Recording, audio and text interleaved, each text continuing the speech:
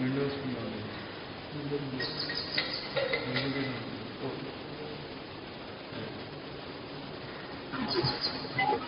Or you want to extend on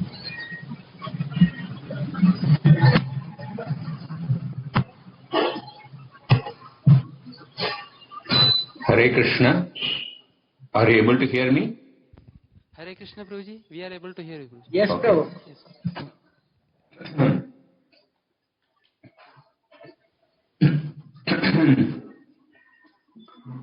Om Namo Bhagavate Vasudevaya. Om Namo Bhagavate Vasudevaya. Om Namo Bhagavate Vasudevaya. Narayanam Namaskritya Naram Chaiva Narottamam Devim Saraswatim Vyasam Tato Jayamudirayet Nashtaprayeshvabhadreshu Nityam Bhagavata Sevaya Bhagavatir Uttamashloke Bhaktir Bhavati Naishtiki Krishnaya Vasudevaya Devaki Nandanaya Cha Nandagopakumaraya Govindaya Namo Namaha. Om Ajnanatimirandasya Jnananjana Shalakaya Chakshuronmilitam Yena Tasmai Shri Gurave Namaha. Shri Chaitanya Manobishtam Stapitale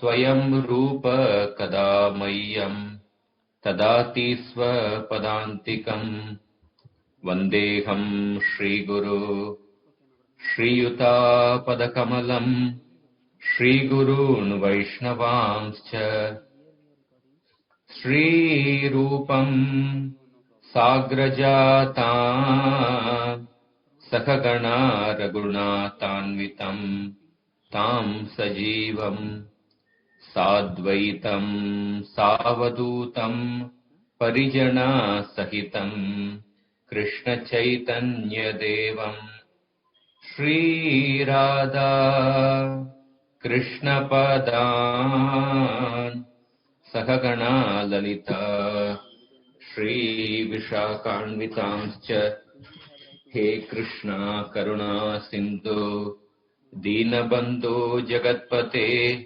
Gopesha Gopika Kanta Radha Kanta Namostute Tapta Kanchana Gaurangi Radhe Vrindavaneshwari Vrishabhanu Sute Devi Pranamami Haripriye Vancha Kalpatarubhyascha Kripa Sindhubhya Evacha Patitanam Pavanebhyo Vaishnavebhyo Namo Namaha. Jaya Sri Krishna Chaitanya Prabhu Nityananda Shri Advaita Gadadhar Shrivasadi Gaura Bhakta Vrinda. Hare Krishna Krishna Krishna Hare Hare Hare Rama Rama Rama Hare Hare. Hare Krishna. So welcome all the devotees for this final session of this Bhakti Vaibhav classes in this particular month. So we are discussing the Vidura's inquiries to Maitreya Rishi. We are almost at the end of the 7th chapter. We discussed to the 38th verse. Yesterday we discussed several points regarding how Vidura asked so many questions on varied subject matter. Although he mentioned that when he began the conversation with Maitreya Rishi, that I have heard many subject matters from Mahabharata, from my Guru Vyasadev, from Vyasadev, but now I want to hear only about Krishna Katha. But when we hear these questions of Vidura, because most of these questions are, they may appear not to be related directly, they may not appear to be directly related to Krishna Katha, but still Vidura is asking these questions because Vishnu Chakotipat says that now Vidura is asking these questions and he wants to hear from the mouth of Maitreya in order to become detached. That means the same questions, the same subject matters of say Shraddha, the Varnashram Dharma, about general pious activities of planting trees, and about the performance, how to perform the different sacrifices, subjects of Dharma, Artha and Kama. All these subject matters, although they are described in Mahabharata, but they may be described from a particular point of view.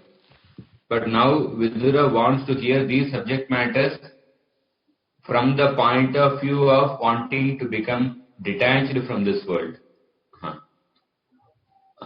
So from this point of view, he is actually wanting to hear the subject matter here. So 39th verse.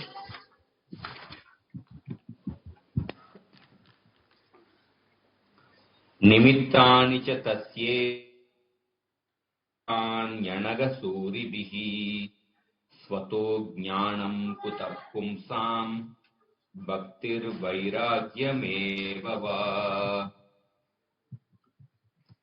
So Anagasuri was sinless Maitreya. Anaga means sinless, but Prabhupada actually combines the word Anagasuri. Actually, Vidura is addressing Maitreya by the word Anaga, O sinless person. But Prabhupada in the purport, he combines Anagasuri and says that Anagasuri is a person who is a pure devotee of the Lord. Those who are not pure devotees of the Lord or who want to be on an equal level with him are not Anagasuri. So pure devotees have prepared many books of knowledge on the basis of the authorized scriptures. Rupa Goswami has written many books under the instruction of Chaitanya Mahaprabhu.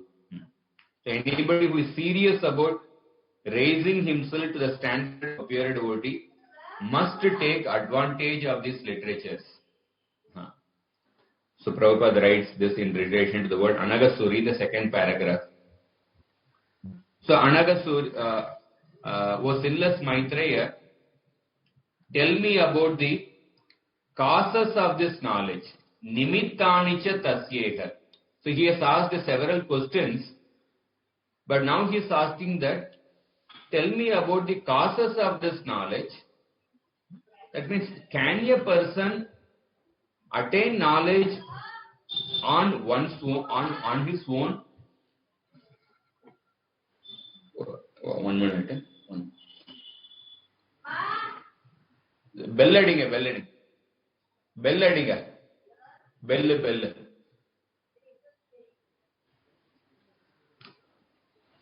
இந்த பக்கம். இந்த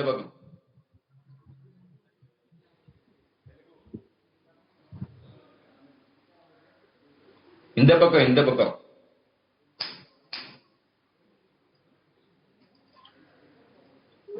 இந்த பக்கம் bell இருக்குதா?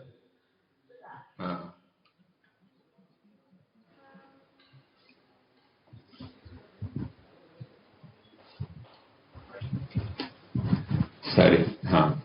So swato jnanam kutapumsam bhaktir vairagyameva. Can a person attain knowledge on one's own? And can a person attain knowledge, bhakti or renunciation on his own? Bhaktir vairagyameva. So this is an important question because sometimes one may think, oh, all the subject matters, maybe I'll just read the books, I'll refer to say internet, or I'll read the different books and then I'll obtain knowledge on my own. I'll obtain bhakti on my own. So one may think like that. So therefore Vidura is actually asking that tell me about the causes of this knowledge. So especially if you see in the modern times, one thing which is famous is the self-help books. Self-help books are very famous. But in the Sanatan Dharma, actually, one needs the help of a guru. One needs the help of a guide to actually attain knowledge. We can say, there are two verses which appear to be supporting the idea that one does not need a guru. One verse from the Gita, one verse from the Bhagavatam. In the Uddhava Gita, the 11th canto of the Bhagavatam, Krishna says, Atmano Gurur Atmaiva Pur Manabhyam Shreyosav Anuvindate. An intelligent person, expert in perceiving the world around him and in applying sound logic, can achieve real benefit through his own intelligence. Thus, sometimes one acts as one's own instructing spiritual master. So, this verse in the Uddhava Gita says that sometimes a person can become his own guru. Just simply by applying sound logic and anumana, one can achieve real benefit. So one acts as one's own instructing spiritual master. And in the Bhagavad Gita 6th chapter, Krishna says, Uddared Atmanatmanam Natmanam Avasadaye. One should deliver the soul by the mind. So one can deliver oneself by one's own mind. So this verse can also appear to say that one does not need the guru. You just actually control your mind. By that you can deliver yourself. So in that way, these verses may appear to be saying that one does not need a guru. In fact, there was a movie, oh my God, that some movies, they also promote the idea that you don't need the guru. You can be your own guru. But we see there are various examples. Even the very author of the Vedic literature, Vyasadeva, he had the need of a spiritual master. Although Vyasadeva was so highly erudite scholar, he could not find out the root cause of his dissatisfaction on his own. He needed to approach Narada Muni. When Chaitanya Mahaprabhu was going through ecstatic symptoms, he approached his guru to find out what he was going through. He could not find on his own. And because Bharat Maharaj did not consult a spiritual master, therefore he fell from his position. So, and there are so many examples. Krishna accepted Sandipani Muni as a guru, Arjuna accepted Krishna as a spiritual master. So therefore, there is no question about the necessity of accepting a spiritual master. So sometimes people ask that why can't we just read Prabhupada's books? Prabhupada is there in his books. Just by reading Prabhupada's books, one can actually perfect.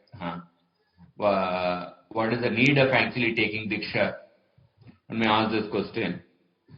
So there is one verse in the Devi Rahasya which says that actually, which apparently says that, okay, simply by reading books one can perfect. So this verse says that Adikshita Upadhyaya Vihina Shakti Bhaktiman Guror Abhave Deveshi Pustakam Gurumacharet. O Devi, in the absence of all the gurus, an uninitiated person who is enthusiastic, devoted, but who has no teacher, can use the book as a guru. So, in the absence of all the gurus, A person who is enthusiastic and eager can use the book as a guru. And this verse comes in the Devi Rahasya, in which the method of worshipping Devi is actually described. So, but immediately after that, after this verse, Lord Shiva is speaking this verse. Immediately after the Lord Shiva says, Yadi kaschid bhave devi guru tantra vichakshanaha dikshita shiva mantrena vaishnava shubha lakshanaha tam parityajya yo devi parabhaktopi bhaktiman pustakam tu gurum kuriyat sabave chivagatakaha. However, suppose if there exists a bona fide Vaishnava Guru who is expert in the Shastras, who is endowed with all the auspicious qualities and initiated through an auspicious mantra, suppose if such a Guru exists, and if one renounces such a Vaishnava Guru and accepts the book as a Guru, then no matter how supremely devoted such a person is, he certainly becomes an offender to myself, Shiva. So that means one can accept the book as a guru in case if there is not a single guru available in the entire planet. After thoroughly searching, there is no single guru available, then one can take the book as a guru. But suppose even if there is one qualified guru is existing, but still if you accept the book as a guru, then they will become offenders to Lord Shiva, who is the personification of Guru Tattva, who is the best of all the Vaishnavas. So therefore, guru is actually required. And in fact, a guru gives a mantra. And generally, a mantra consists of 5 limbs. Padacheda, Padortoktir, Vigraho, Vakya Yojana, Akshepasya Samadhanam, Vyakhyanam, Panchalakshanam. Padacheda, that means breaking down the text into individual terms. Padartokti, explaining the meaning of each and every term. Vigraha, explaining the grammatical breakdown of the difficult terms. Vakya Yojana, forming a meaningful sentence by showing the connections between the various terms. And then Akshepasya Samadhanam, the resolution of various doubts. So, in regards to these are the 5 aspects of any shloka or a mantra. But when we read a book, actually, a book can give the first 4 limbs of the explanation. That is Padacheda, Padartokti, Vigraha and Vakya Yojana. But the 5th limb, that is resolution of the various doubts, that can only be given by a person. Doubt solving is a living process. You cannot eradicate simply by reading the books. Because newer and newer doubts keep coming from time to time. And it requires a living person to solve them. And doubt solving is so crucial and difficult that sometimes a single living guru or a single living teacher may not be able to completely resolve one's doubts. Therefore, Bhagavatam in the 11th canto says that although the absolute truth is one without a second, the sages have described him in many different ways. Therefore, one may not be able to acquire very firm or complete knowledge from one spiritual master. So, there can be only one Diksha Guru, but one may have to take help of many Shiksha Gurus to actually advance. So therefore, Guru is definitely required. But why actually there is an interesting story in the before that story, I'll mention the verse from the 11th canto. In the 11th canto, in the Uddhav Gita, Krishna says that Acharyo Araniradhya Syad Ante Vas Uttararani Tat Sandhanam Pravachanam Vidya Sandhi Sukhavagaha. So Acharya is compared to a lower piece of arani wood for kindling a fire. And the disciple is the upper piece of the arani wood. And the instruction is a middle piece of wood used as a churning rod. And knowledge is their union, which confers delight.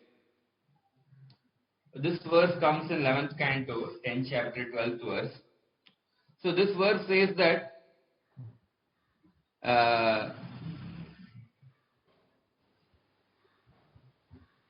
this verse essentially says the one minute. So previously, like when people would perform the sacrifices, there would be upper arani wood, lower arani wood, and there would be a kindling rod. So the wood. So to start the fire, friction was created between a lower piece of wood and an upper piece of wood. Just one second. I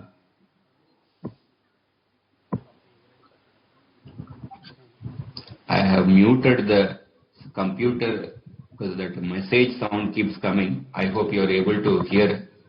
Are you able to hear now? Yes, Prabhu. Okay. Yeah. To start the fire, a friction was created between the lower piece of arani wood and upper piece of arani wood. So at that time, one may, like previously, matchboxes were not available. So there was no other way of producing fire. They would actually, upper piece of wood will be there, lower piece of wood will be there, and then friction would be created through the kindling rod. So one may say that previously, because the matchboxes were not available, therefore they were using that method to produce the fire.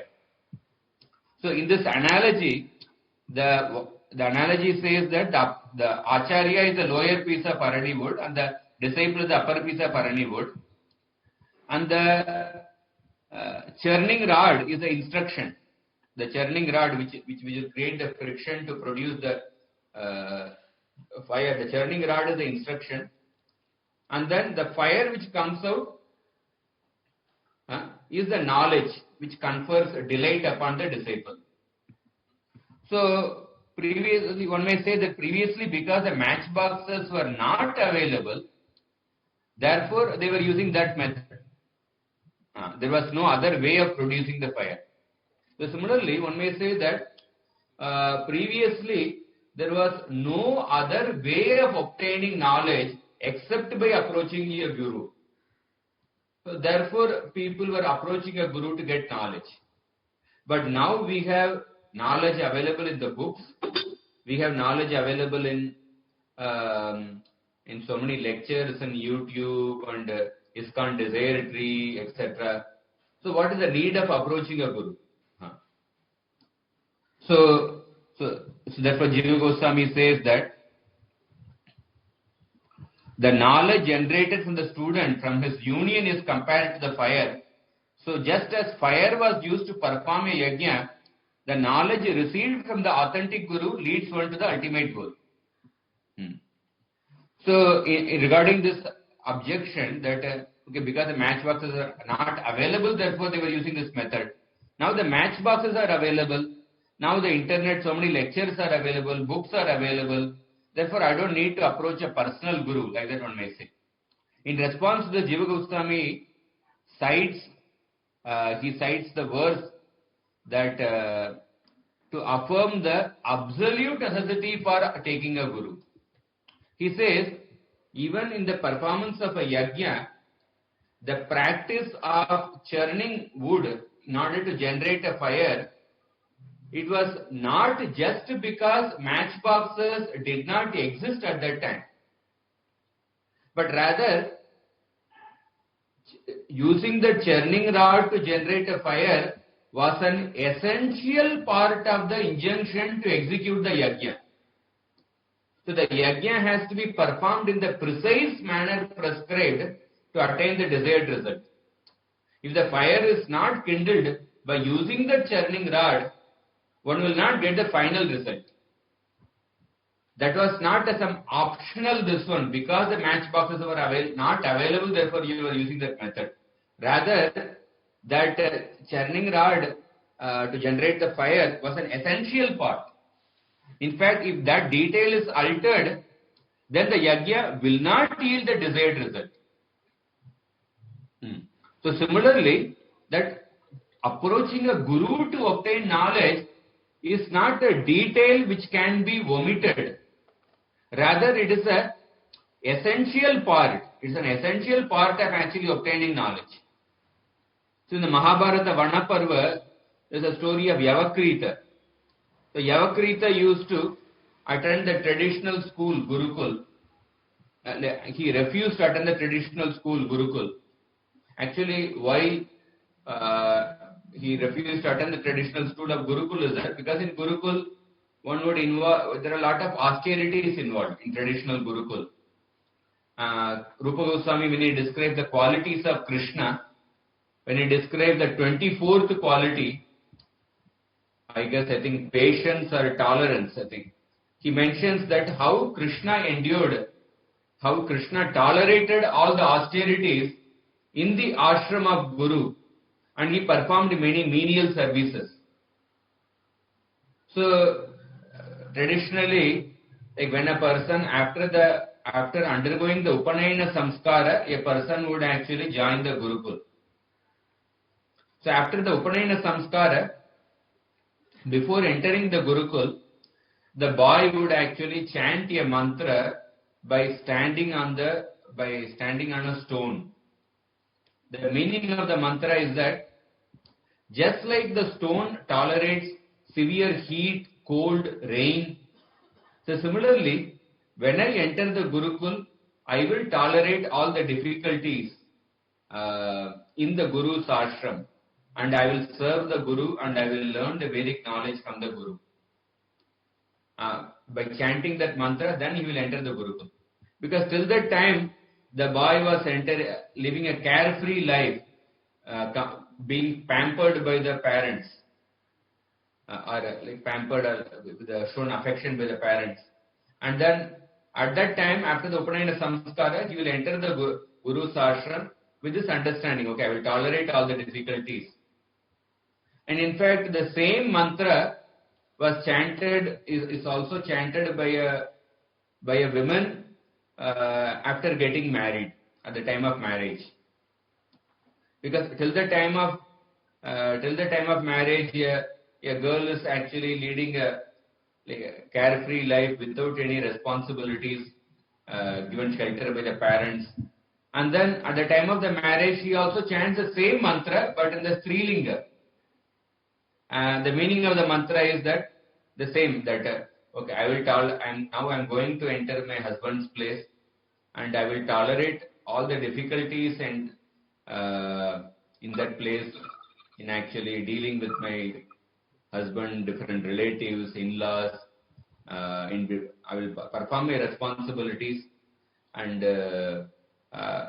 like that, by chanting that mantra, one enters the husband's place. In fact, one devotee was actually performing the marriage ceremony of one rich person's daughter, and he was explaining some of the meaning of the mantras. He was explaining the role of. He was explaining some of the meanings involving, which tell about the role of a wife. And then that girl asked that why so many mantras for me? Why the not many mantras are given for the husband, like that she asked. But actually, in the Vedic culture may appear to be biased, but actually it is impartial. The boy undergoes the same austerities in the Guru's ashram after the Upanayana, and in the Vedic culture, the girl also undergoes different austerities in performing her responsibilities after she gets married. In that way, both have their periods. One, the boy has his period in the Guru's ashram, the woman has his period there.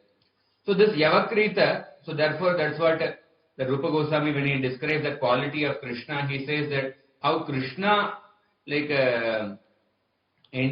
Krishna tolerated all the difficulties, he practiced all the austerities in serving the Guru. In the Guru's ashram, in Sandipani Muni's ashram. So this Yavakrita, because he knew that in Gurukul means different difficulties are involved and then on a lot of menial services. So therefore Yavakrita decided that I don't want to undergo all these difficulties. But at the same, so he didn't go to a Gurukul. But then when he grew up, he realized that he could not function as a Brahmana without an education. Because he saw that only Brahmanas who had Vedic education, only they were respected. So therefore he realized that he has to obtain the Vedic knowledge. Otherwise he will not be respected like the Brahmana. But he didn't want to go to a teacher because he felt somewhat ashamed to be with much younger students in the Gurukul. But then he heard that sometimes people obtain knowledge, get some power by performing austerities. Therefore, he started performing austerities. And he started performing severe austerities. But Indra came and told that, why are you performing severe austerities? He told him to stop. But then he was very stubborn. He said, no, I want to get Vedic knowledge. If you can give me some means, then I will actually stop. But Indra said that by this austerities you cannot obtain Vedic knowledge. But then he did not listen. He continued to perform austerities. Indra came 2 times, but he just continued to perform austerities to obtain Vedic knowledge. And then Indra decided a means. Indra came as some old Brahmana. And then that old Brahmana, he came to the place where near where Yavakrita was actually performing austerities. There was a river was there. And then Yavakrita came to take bath. And this old Brahmana, he was trying to pour sand into the river. And then Yavakrita asked, what are you trying to do? And the old man replied, I need to cross the river. So I have decided to build a bridge across it. So when the young Brahmana heard this, Yavakrita started laughing actually. He could not control his laughter. Do you think there is the easier way, it's so funny that you are trying to cross the river by pouring sand into the river. Then the old man said, what is so funny? Do you think there is an easier way to cross the river? Yavakrita replied that I am laughing at your ignorance. You cannot build a bridge by pouring sand into the water. Even a lowest of fools knows at least this much. Then old man retorted, if you think that you can obtain knowledge without approaching your guru, then I can also build a bridge in this way. I will do it by my own effort. And this Yavakrita was shocked to hear. And then this old Brahmana revealed his identity as Indra. So therefore, that approaching your guru is an absolute necessity. In this Chatushloki Bhagavatam also, the verse comes, Etavat eva jignasyam. Etavat eva jignasyam means, especially in respect to any knowledge and also with respect to bhakti specifically, that one cannot understand Bhagavad Dharma simply by the study of Shastras. One has to learn by sitting at the feet of the Guru.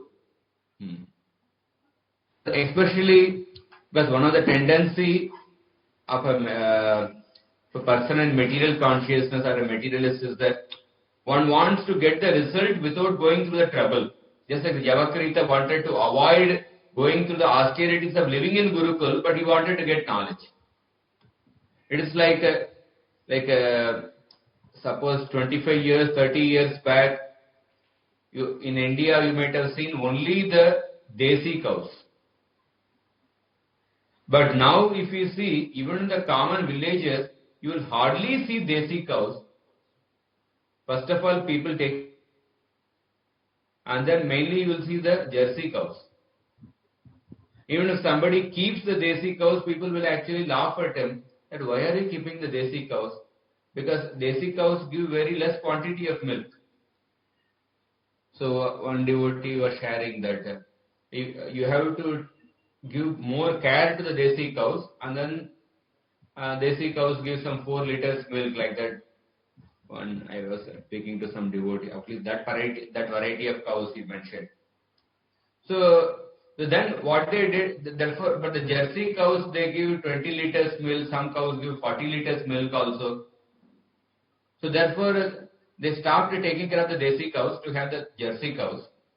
And then, for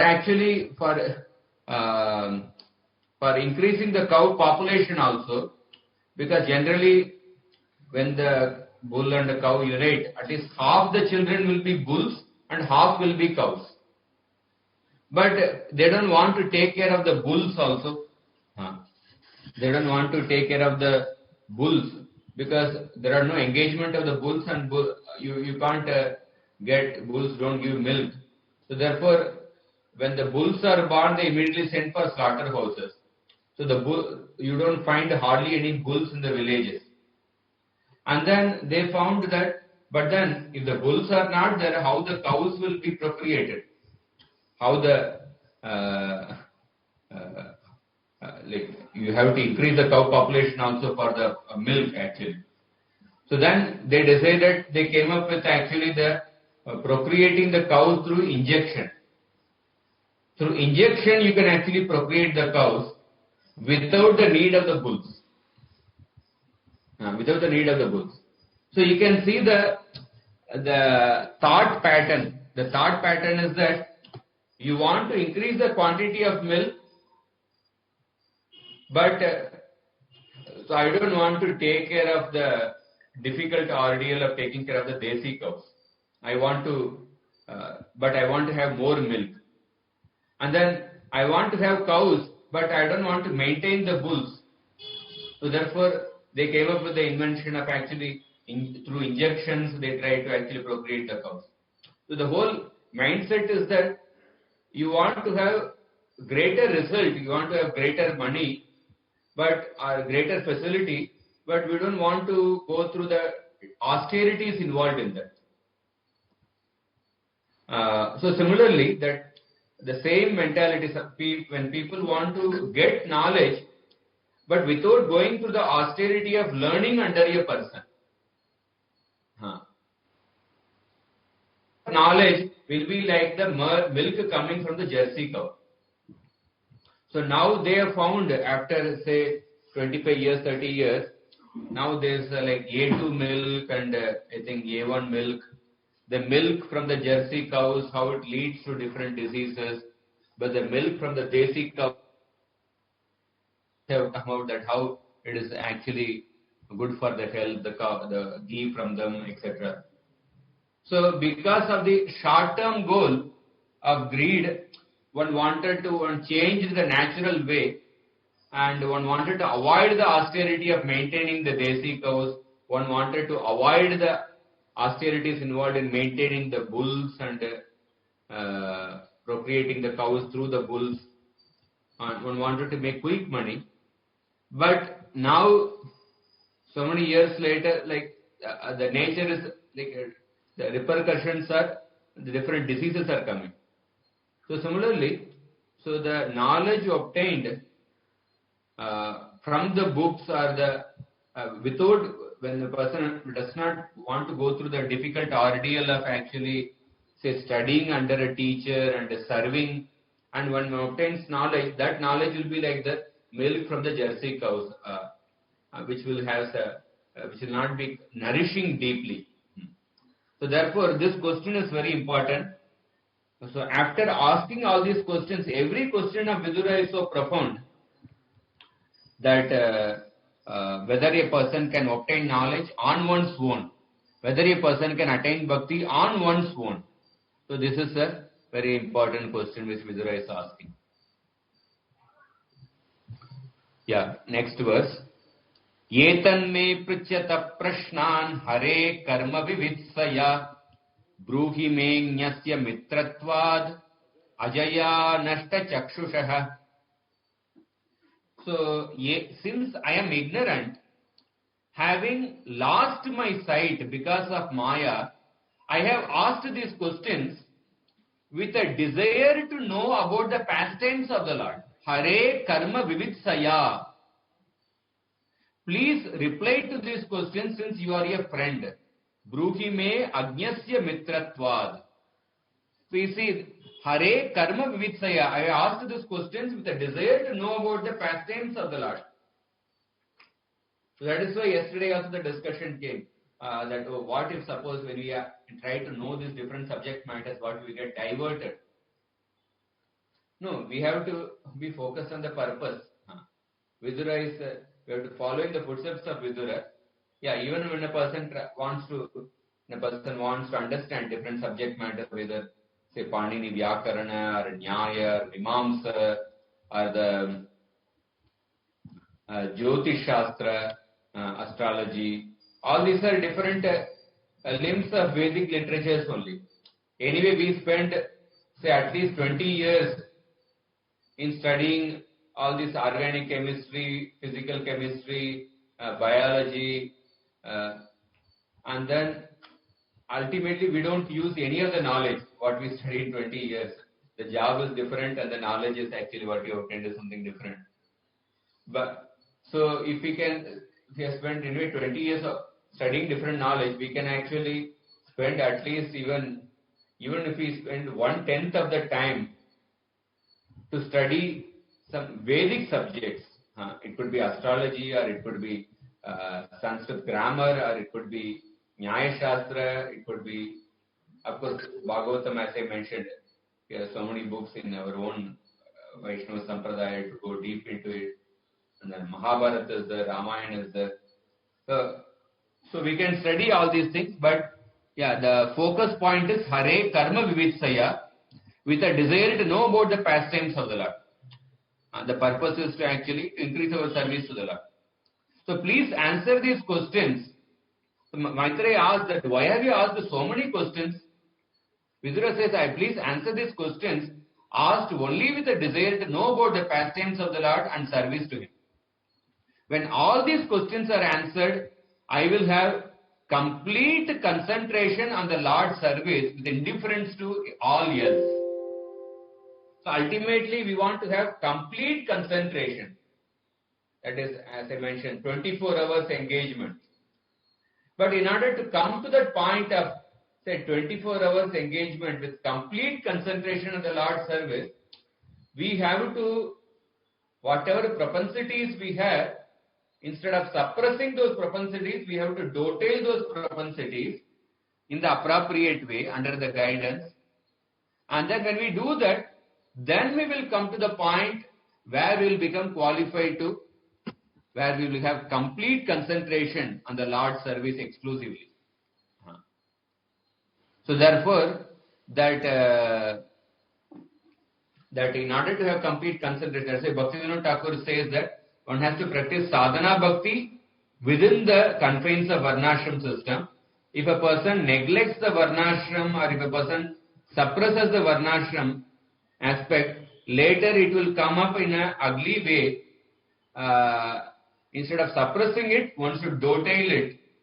But it should be within it should be, when we perform the varnashram duties or when we pursue the different varnashram propensities, it should be within the purview of devotional service. So addressing Maitreya as a friend means that though he is the son of Mitra, he is also the friend of the whole universe.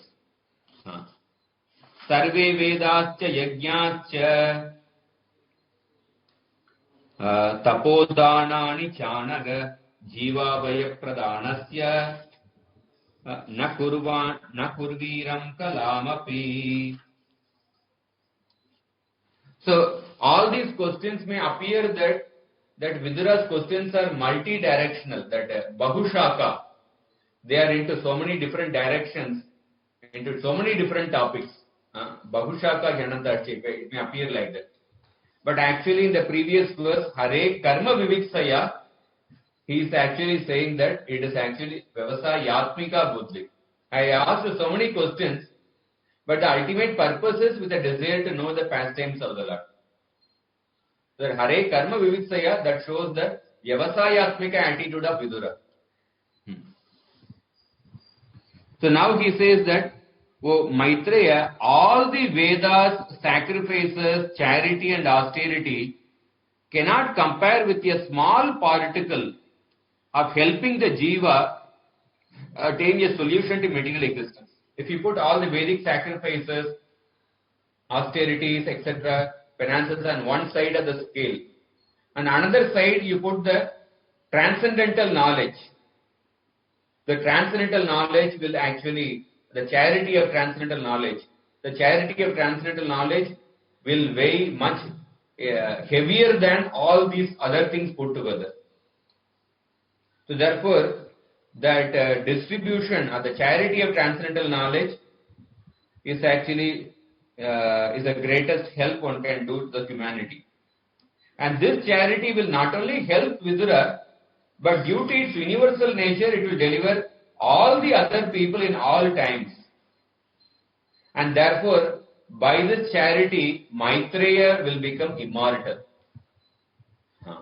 The charity of transcendental knowledge, by that the person will become, the person who gives the charity will become immortal.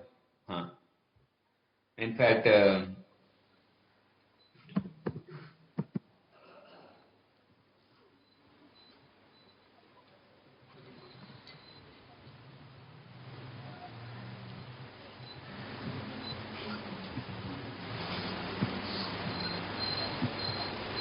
there is a verse in the Hitopadesh, and this verse actually is this verse talks about, in general, glorifies the position of knowledge, but we can see this in the light of transcendental knowledge. It is said, na choraharyam, na cha rajaharyam, na bhatrubhajyam, na cha bharakari, vyajam krute vardata eva nityam, vidyadanam sarvadanam pradhanam. So, vidya is such a kind of wealth, not choraharyam, it cannot be snatched away by the thief.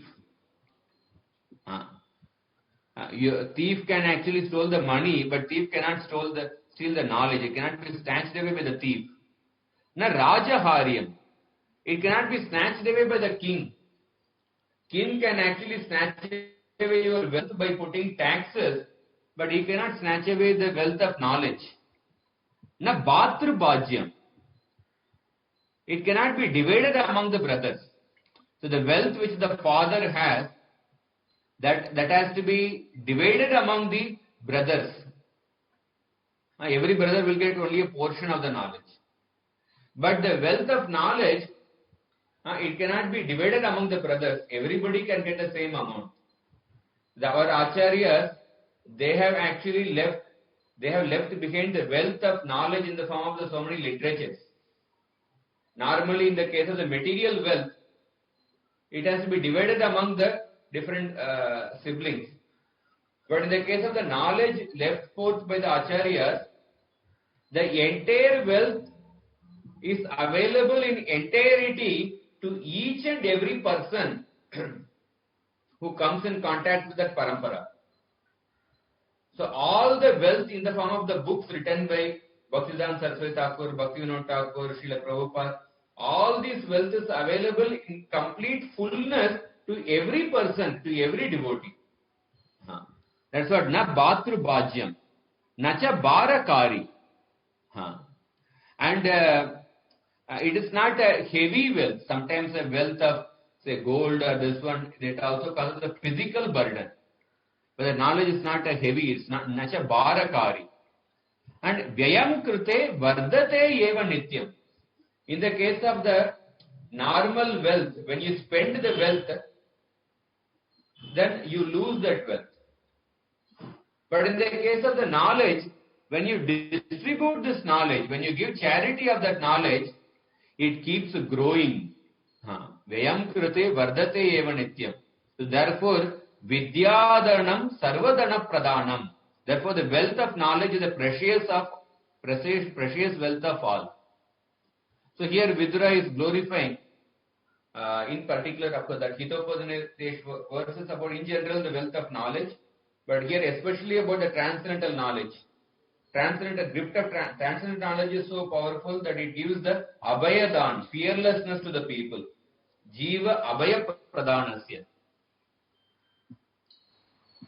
So, Sayittama prishta purana kalpa kuru pradhanena muni pradhanah pravriddha harsho bhagavat kataya sanchoditastam prahasannivaha.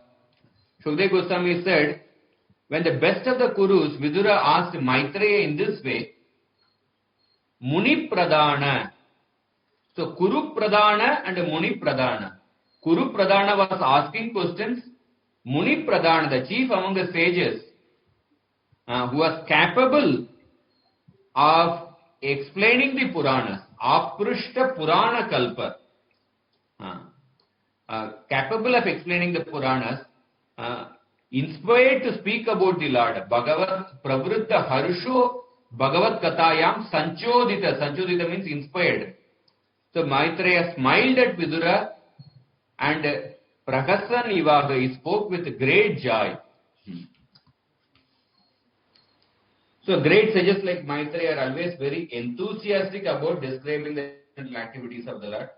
Therefore, he smiled in transcendental bliss. So I will actually start the next chapter. So we will go through the next chapter and at the end we will take questions.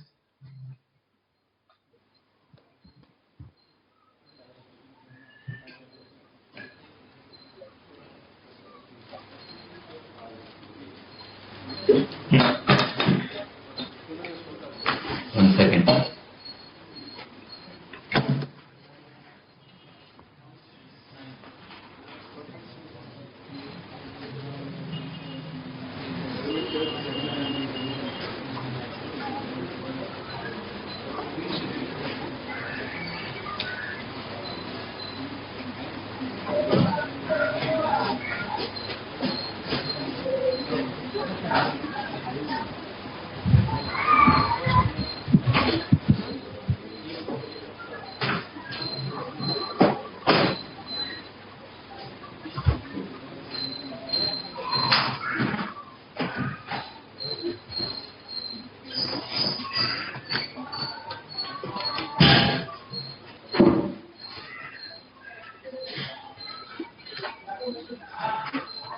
So,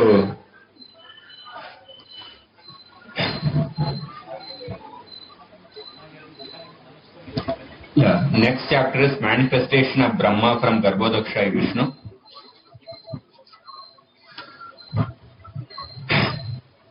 Maitreya Uvacha Satsevaniyo Batapuru Vamsho Yallokapalo Bhagavat Pradhanah Babuviteha Jita Kirti Malam Pade Pade Nutana Yasya Bhikshnam. So Maitreya said, Maitreya is praising Vidura so beautifully in this verse. He says, Puru Vamsha, the dynasty of the Purus, has been worthy of worship. Sat Sevaniyaha, by the devotees like you. By the devotees like you. Because you, the Lokapala, the protector of the planets, Bhagavat Pradhana, you have made Bhagavan as the object of your worship. Because devotees like you have appeared in this dynasty, therefore the dynasty of the Purus has become worthy of worship. And Babuvita Ihajita Kirti Malam. And you make the garland of the Lord's glories newer and newer at every moment, in every word. in every verse and in every chapter. So Maitreya is glorifying Vidura that it is you are increasing the glory of the Lord's pastimes. You are increasing the glory of the Lord's pastimes because for you the pastimes of the Lord are appearing to be newer and newer at every moment, in every word, in every verse and in every chapter. So Maitreya was very happy to have the company of Vidura. In fact, Vidura had told in the previous chapter, I will destroy my lack of realization by service to your lotus feet. And he asked the question, can a person obtain knowledge on his own, without the help of the Guru? So Vidura had asked these questions. So now Maitreya is praising, actually, you have actually prayed for my association. You said that you will destroy the lack of realization by serving me. You prayed for my association, but according to me, myself getting your association is most rare, and it is attained by only the greatest amount of good actions. You said that if a person does not have proper pious credits, one cannot get the opportunity to render service to the devotees of the Lord. Durapa Khalpa Tapasa Seva Vaikunta Vartmasu. It is very rare to get. But actually from my point of view, my getting your association is most rare. Just by serving persons associated with you, bhakti to the Lord will arise. So Maitreya is rejoicing in this way. So by this exclamation, Maitreya indicates that Vidura agreed to accept this birth. That you have taken this birth just for saving me. So normally a disciple tells that Om Ajnana Timirandasya Jnananjana Shalakaya. A disciple shows gratitude to the Guru for giving transcendental knowledge. But here Maitreya is saying that you have agreed to accept this birth for saving me. So what a profound consciousness of Maitreya Rishi. He says that Bhagavat Pradhana means you have made Bhagavan as the chief object of worship. And among the worshippers of Bhagavan, you are so glorious because at every moment, in every statement, on every occasion, in every sentence, in every verse, and in every chapter, you make the garland of the glories of the Lord become ever fresh. You make the Lord's glories ever fresh.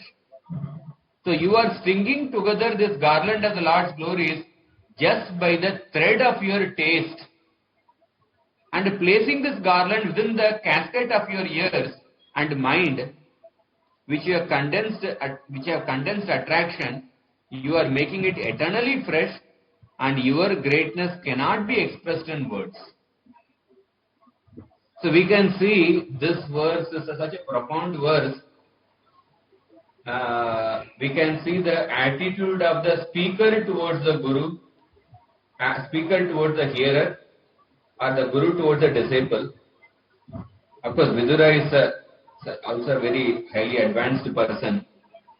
So Maitreya's profound appreciation of Vidura is actually shown here. Even in the Bhagavatam second canto, when Narada Muni asks questions to Brahma, Brahma began the reply by saying that Samyak Karunikasyedam Vatsate Vichikitsitam Yadagam Chodita Samya Bhagavat Virya Darshane. That he said that you have asked this question, by this you are merciful towards me. Because of your doubts, I am inspired to think about the prowess of the Supreme Personality of Godhead. So Brahma showed his gratitude to Narada Muni. Therefore, this is an important mood. Sometimes in preaching, when we actually, if we have the mood that, oh, I am going to deliver others, it's like it will not be appreciated even by the common people. Sometimes like there was one poster I saw in which it mentioned, oh, let us deliver the whole world by Sankirtan. Like that, I think some quotation was there. But it actually, yeah, we have to have the conviction that Sankirtan can deliver the whole world within our heart. But when we publicly advertise like that, it will give a notion that the holier than thou attitude, that, oh, I have come to deliver you. I am going to not only deliver you, I am going to deliver the whole village, a whole country and whole world. And people will think, oh, what a holier than thou attitude they have. They feel themselves arrogant. So then they will not open up only. So therefore, even in our preaching advertisement or something, we should be careful that we don't have the holier than thou attitude. So Maitreya Rishi is actually, he's saying that you have appeared to deliver me. Maitreya is acting the position of a guru. He is telling to Vidura like this. It's a very profound verse. So Maitreya felt happy to have the glorious company as Vidura. He considered the company of Vidura most desirable because such association can accelerate one's dormant propensities for devotional service. So Maitreya begins, Soham Runam Chulla Sukaya Dukkam Mahad Gatanam Viramaya Tasya Pravartaye Bhagavatam Puranam Yadaha Sakshad Bhagavan Rishibhyaha. He says, in order to answer your questions, I shall speak the Bhagavata Purana, Bhagavatam Puranam, which is spoken by the Lord to the sages, Bhagavan Rishibhyaha, for removing the suffering of the persons who have fallen into great distress by seeking insignificant happiness. Soham Runam Shulla Sukaya Dukkam Mahat Gatanam Viramaya Tasya. People in general want, they are putting great endeavor to get insignificant happiness. So for them, for removing the suffering of such people, I shall speak the Bhagavatam, which was spoken by the Lord to the sages. So if you remember 3rd Canto, 5th chapter, how Vidura began his question, Sukaya karmani karoti loko natai sukam vanya duparamamba. People in general are, they perform great fruitive activities to get happiness, but neither they get happiness nor the distress is actually eradicated. Rather, they enter into more deeper problems. That was the question Vidura asked. So Maitreya is saying that in order to remove the suffering of the people, I shall speak the Bhagavatam. And then in the verse number 3 to 9, Maitreya speaks the story how the Srimad Bhagavatam was spoken by the Sankarshan. How the Bhagavatam was spoken by Lord Sankarshan to the sages headed by the 4 Kumaras. And he also explains that how he himself received that knowledge in the Parampara. Asina Murvyam Bhagavantam Adyam Sankarshanam Devamakunta Sattvam Vivitsavastatvam Parasya Kumara Mukhya Munayonva Prichan. So one time the sages headed by Kumara Mukhya, Sanat Kumara, who are Vivitsava, philosophically inquisitive, Vivitsavas Tattvam. So with a desire to know, the nature of Vasudeva, they asked questions to Sankarshana. Sankarshanam Deva Makunta Sattvam, who had indestructible knowledge. Akunta Sattva means Sankarshana possessed a body of indestructible knowledge. and who was situated where? In Patala Loka, Asinam Urvyam. Urvyam refers to the Patala Loka, in the bottom of the universe. Sankarshana was there. So, here, Prabhupada says that questions similar to those put forward by Vidura were also asked by the sages like Sanat Kumara, and Lord Sankarshan answered them. So questions, you can see similarity between the questions of Parishit, Vidur and the four Kumaras. So, among the Munis, they always contradict with each other. But we can see among the devotees have all the similar type of questions. And then, even the prayers of the Vedas personified. The question which was asked by the different hearers, in order to answer the question asked by Parishit Maharaj, Sukadeva Goswami says that the same question was asked by the residents of Janaloka. The residents of Janaloka to, I think, to Lord Narayan, something like that. And then, so how the same questions were asked, and then Sukadeva Goswami repeats that answer. And then he gives a description of Sankarshan. Swameva dishnyam bahumanayantam yadvasuve deva vidamyamananti pratyak dhritaksham bhujakoshameshat unmilayantam vibudodayaya. So the Sanat Kumaras, the four Kumaras approached that. So worshipping that form of Vasudeva, his own shelter, who is praised by the wise. So Lord Sankarshan was engaged in worshipping Lord Vasudeva. And that Vasudeva is the shelter of Sankarshan. So Sankarshan, when the four Kumaras approached there, actually Sankarshan was absorbed in worshipping Lord Vasudeva. But when the four Kumaras came, Sankarshan slightly opened his eyes, which were deep in meditation on Lord Vasudeva. But he came out of that meditation just to benefit the sages.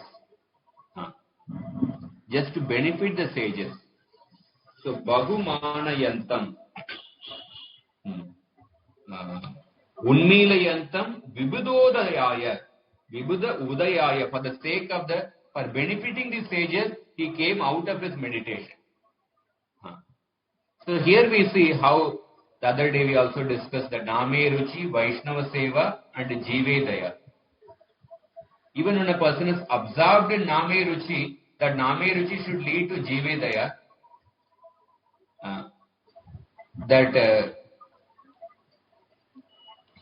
We see so many examples. The Chaitanya Charitamrita, Adilila describes that how the devotees headed by Advaita Acharya, they were absorbed in ecstasy in chanting, in performing Sankirtan. But that very next verse, Kaviraj Goswami describes that how Advaita Acharyas started lamenting, thinking about the plight of the people of Navadvip. The previous moment he was in ecstasy, and the next moment describes that how he was lamenting for the people of Navadvip. So therefore, absorption on the spiritual platform, it leads to awareness of others' problems. So here, Sankarshan was absorbed in meditation on Vasudeva. He opened his eyes in order to benefit the sages. And then, Svardun Udardrai Swajata Kalapair Upasprishantas Charanopadanam Padmam Yadarchantyakhiraja Kanya Sapremanana Balibirvarartha. These sages, their hair was wet. Why? Because they came to the Patala Loka through the path of the Ganges. And where did they come from? The sages headed by Sanat Kumara, they descended from Satya Loka to Patala Loka. So just try to think about the eagerness of these sages to hear Bhagavatam. They took such a great ordeal to come from Satya Loka to Patala Loka. So sometimes, we have the different technological advancement, so we get to hear Bhagavatam from our home through, say, FM radio, etc. That shows that we have to utilize that. But suppose if there is an opportunity to hear directly,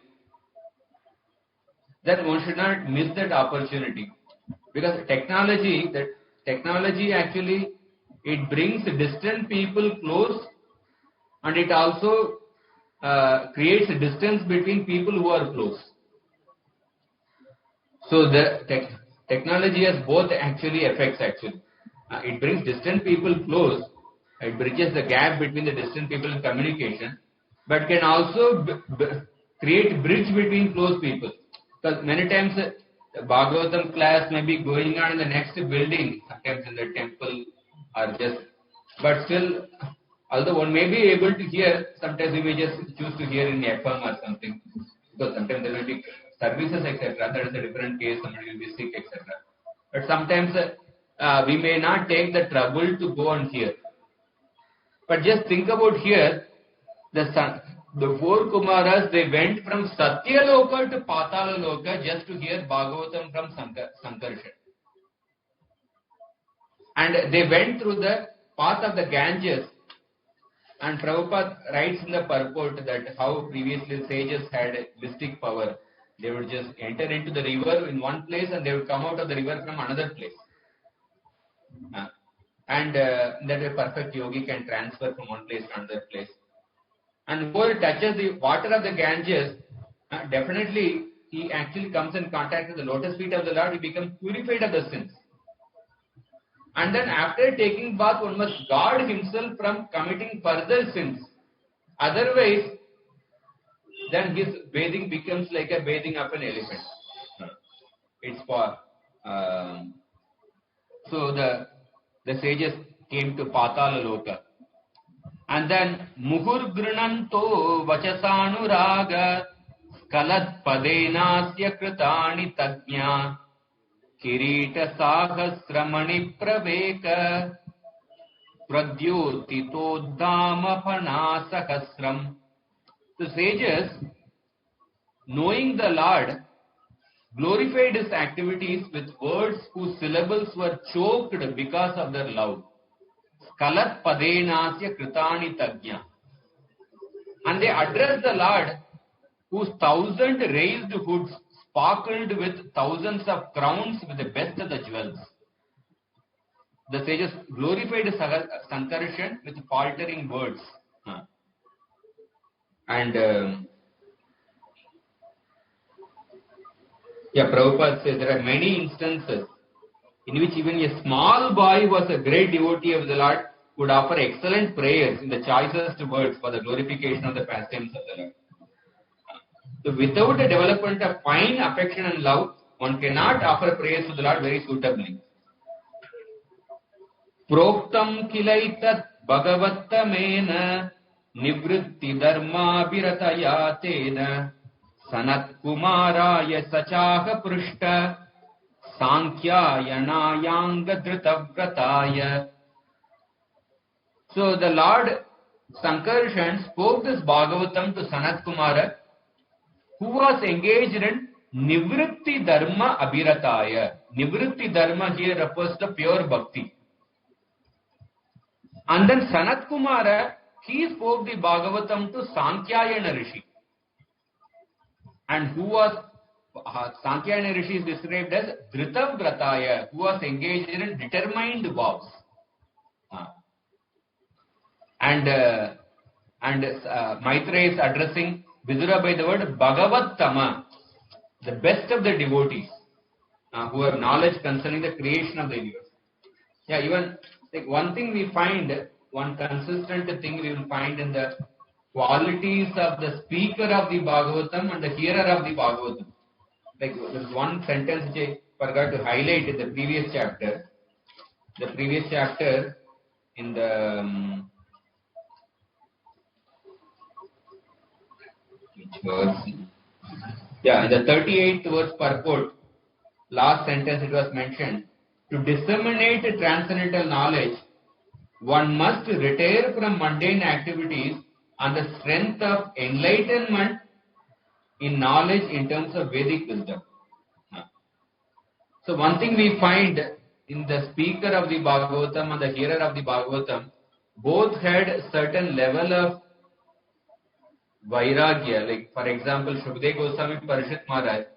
Shukdev Goswami, what is his position? He didn't even distinguish between a male and a female. He was in a liberated position. And Parishit Maharaj, he didn't eat or drink. He came out of the bodily situation. He gave, after renouncing everything he heard. So, of course, if not physically renouncing others, but at least one has to have that mood of, say, one has to imbibe that mood. That means without a certain level of vairagya, when a person tries to hear Bhagavatam or speak Bhagavatam, that it will not go very deep into the heart. It will be more like the professional Bhagavatam reciter Sapta, where people go for some entertainment in the Sattva Guna. And the speaker also speaks Bhagavatam mainly to earn some money. So here we see Sanat Kumara's quality is described as Nivritti Dharma Abhirataya, who was engaged in pure bhakti. And Sankarshana, what was his quality? He was completely meditating on, absorbed in meditation on Lord Vasudeva. And Sankhya Rishi, to whom Sanat Kumara spoke, what is his quality? Dhrita Prataya, determined vows. Therefore, we should actually note these qualities of the speaker and hearers of the Bhagavatam. Sankhya spoke Srimad Bhagavatam to my Guru, Parashara Rishi. And Parashara Rishi spoke Bhagavatam to me and to Brihaspati. That is the 8th verse.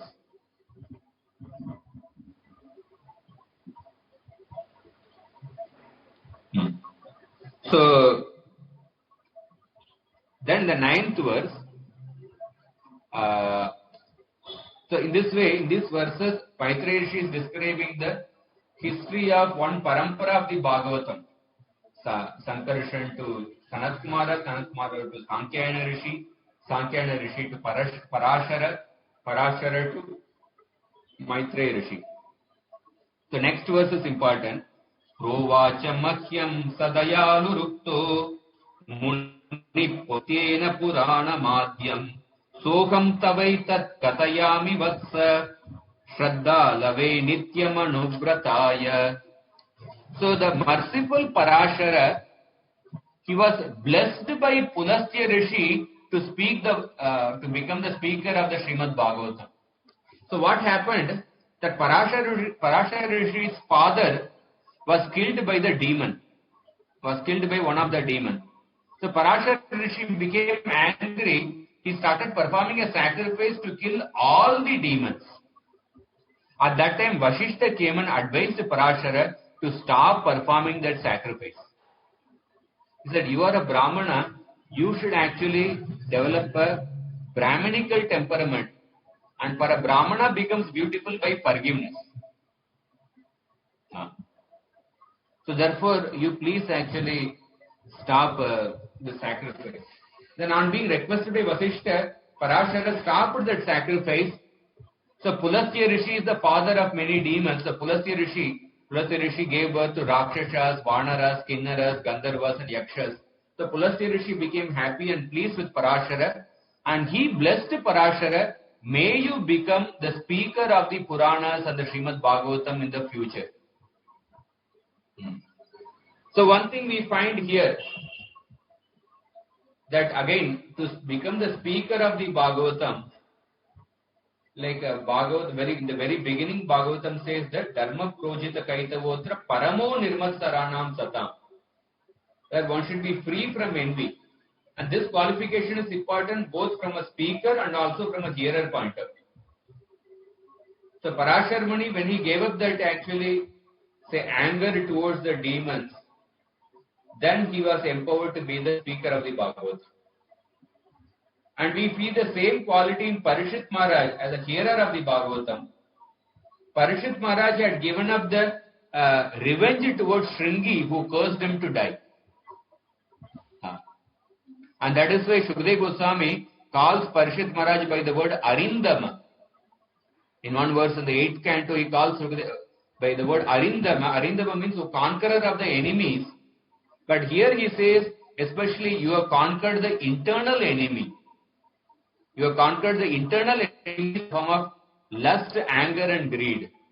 Specifically, although Shringi had cursed you to die, but you conquered the internal enemy of revenge towards Shringi. So therefore, you are an Arindama, you are a subduer of the enemies. So therefore, this is an important, the quality of forgiveness. Forgiveness arises from quality, then he became empowered to speak the Bhagavatam.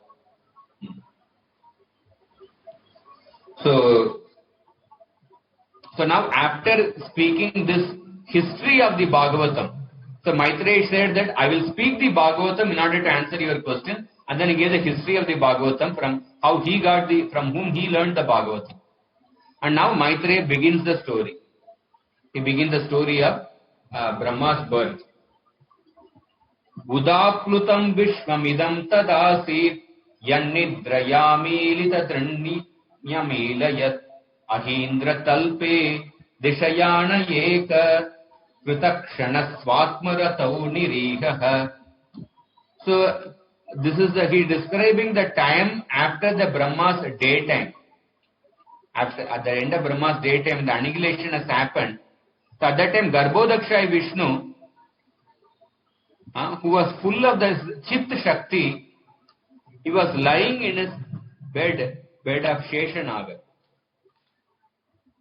And Garbhodakshaya Vishnu, his eyes were closed. His eyes were closed. That means Garbhodakshaya Vishnu, he has wound up his pastimes with the material energy, but he was enjoying with his Swarupa Shakti within. At the end of the Brahma's daytime, he had given up glancing upon the Maya and he was enjoying with his Swarupa Shakti. Swatma Ratau. Kritakshana Swatma Ratau Nirihah. And then at that time, 11th verse, so Garbhodakshaya Vishnu, within his body, all the living entities were present with their subtle bodies. So Garbhodakshaya Vishnu was containing within himself all the jivas with their subtle bodies.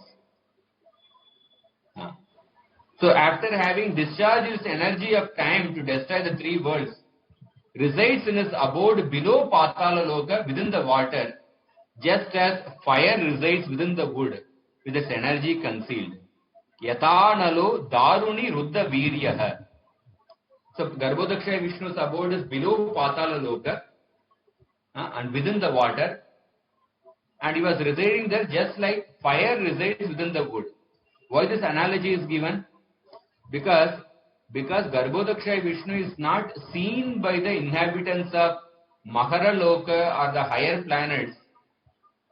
Therefore, he is compared to the fire within wood. Just like when you see the wood, similarly Garbhodakshaya Vishnu is not seen by the residents of higher planets. So at the end of Brahma's daytime, except for the top higher planets, Mahara Loka, Tapaloka, Janaloka and Satyaloka, all the other planets are annihilated, and the living entities in those planets, they enter with the subtle bodies in Garbhodakshaya Vishnu.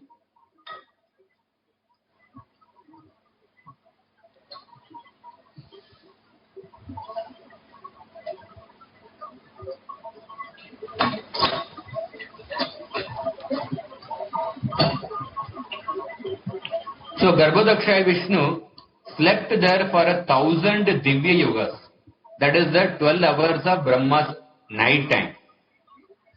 And so actually Vishnu Chagotipat says that Garbhodakshaya Vishnu was simultaneously sleeping and also awake. How can it be possible somebody can be simultaneously be sleeping and also awake? He explains Garbhodakshaya Vishnu was sleeping with respect to his material energy. But he was awake, he was sleeping with the sleeping, Lord is sleeping with his sleeping Maya Shakti, but at the same time he is in the waking state with his awakened Chitta Shakti, the Swarupa Shakti. In that sense, he is simultaneously sleeping and also awake. He is awake with the Swarupa Shakti, but he is sleeping with his Maya Shakti.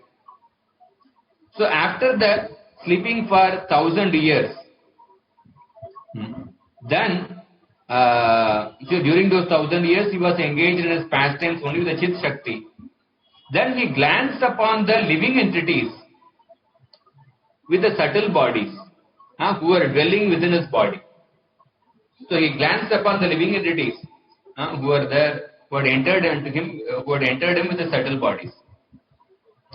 So after the Lord's glance, so when the Lord glanced upon the living entities who were there with the subtle bodies, then the living entities got awakened, their karmas got awakened. 13th verse. Tasyartha sukshma abhinivishta drishter antargatorto rajasa taniyan gunena kalanu gatena vidya sushyam sadavid yatanabideshat. So after the Lord's glance entered the subtle bodies of the living entities within him, then the elements within him, the material elements within him, the elements were also in the subtle state, and these material elements were agitated by the mode of passion, and in obedience to the time factor, all these elements also took birth, and they sprouted from his navel and took the form of a lotus. So the Lord glanced upon the sleeping living entities, the living entities were awakened, and then the different material elements, because the different, except for the upper planetary systems, other planetary systems are destroyed, and all those material elements had entered the Garbhodakshaya Vishnu's body in the subtle state, and they were also awakened, and they took birth and sprouted from the Garbhodakshaya Vishnu's navel. So in what form they took birth from the navel? In the form of a lotus flower. Sa Padma Kosha Sakasoda Mudatishtat Kalena Karma Pratibodhanena Swarochishatat Salilam Vishalam Vidyotayan Arka Ivatma Yonihi. So the material elements in time became a lotus bud and suddenly rose up above the waters, impelled by the awakened karmas of the jivas. And because the source of this lotus flower was the Vishnu, and this lotus lit up the broad expanse of water with effulgence like the sun. Vidyotayan arka iva atma yonihi. With effulgence like the sun. And then at that time, Talloka Padmam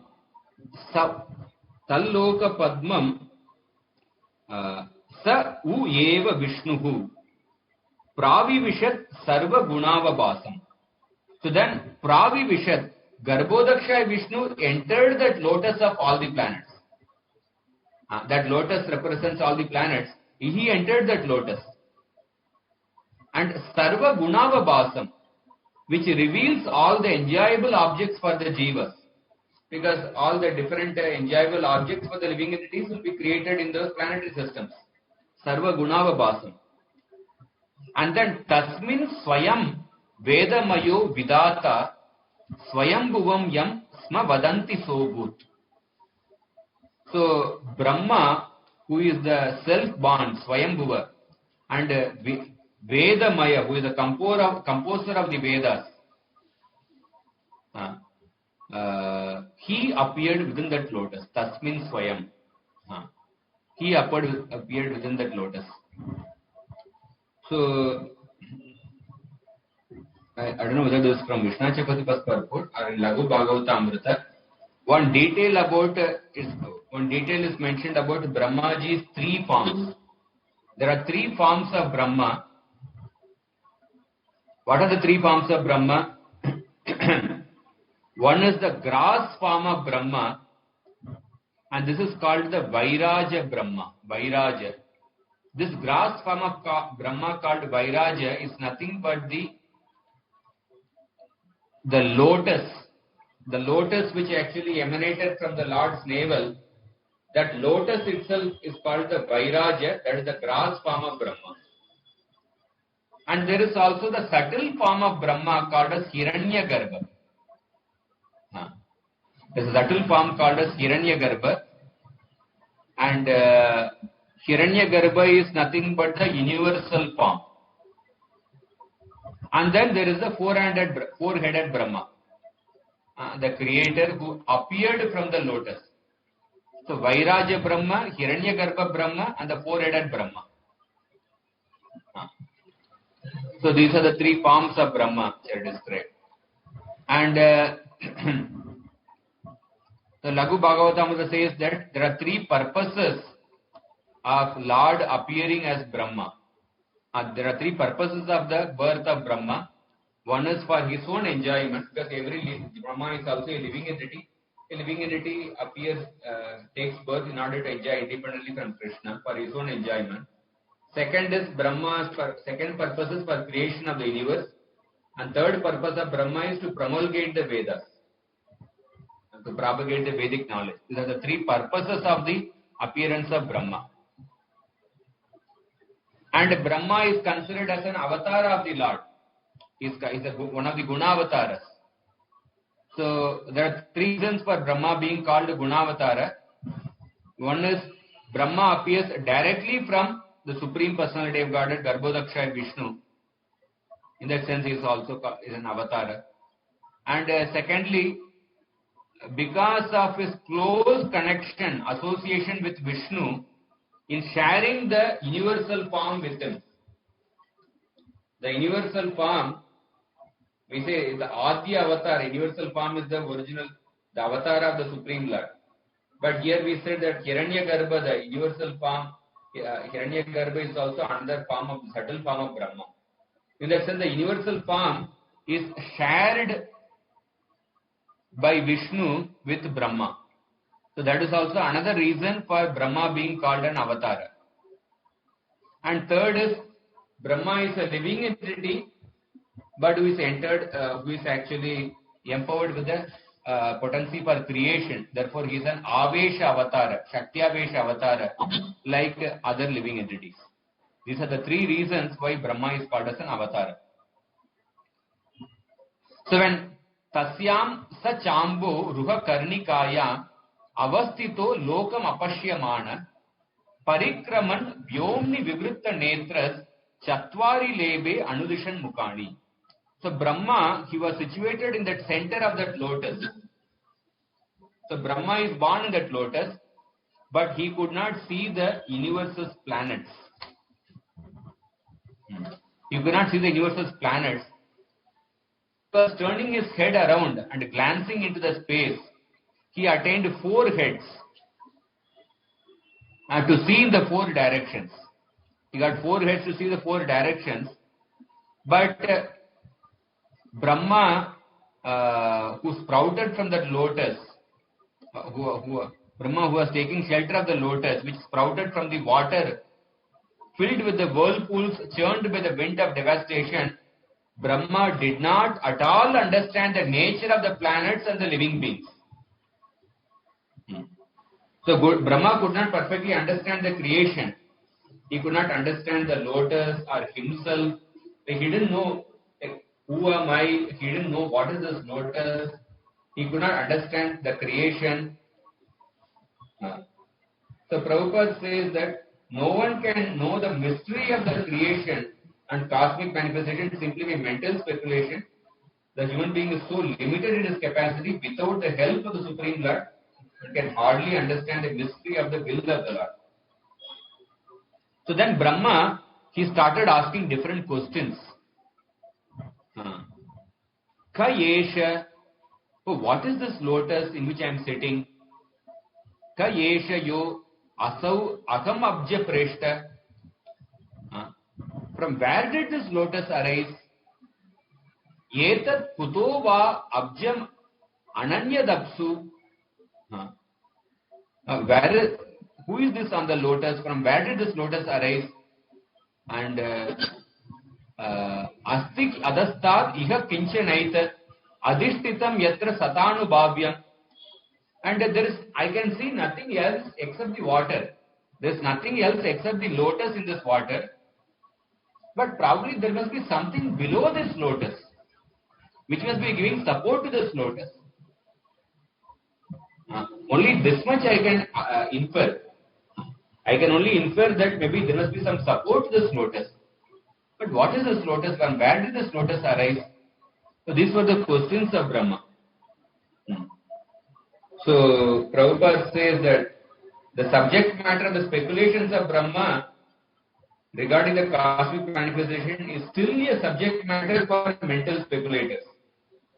And the most intelligent man is he who tries to find the cause of his personal existence and that of the whole cosmic creation and tries to find the ultimate cause. If his attempt is properly executed with penances and perseverances, it is sure to be crowned with success.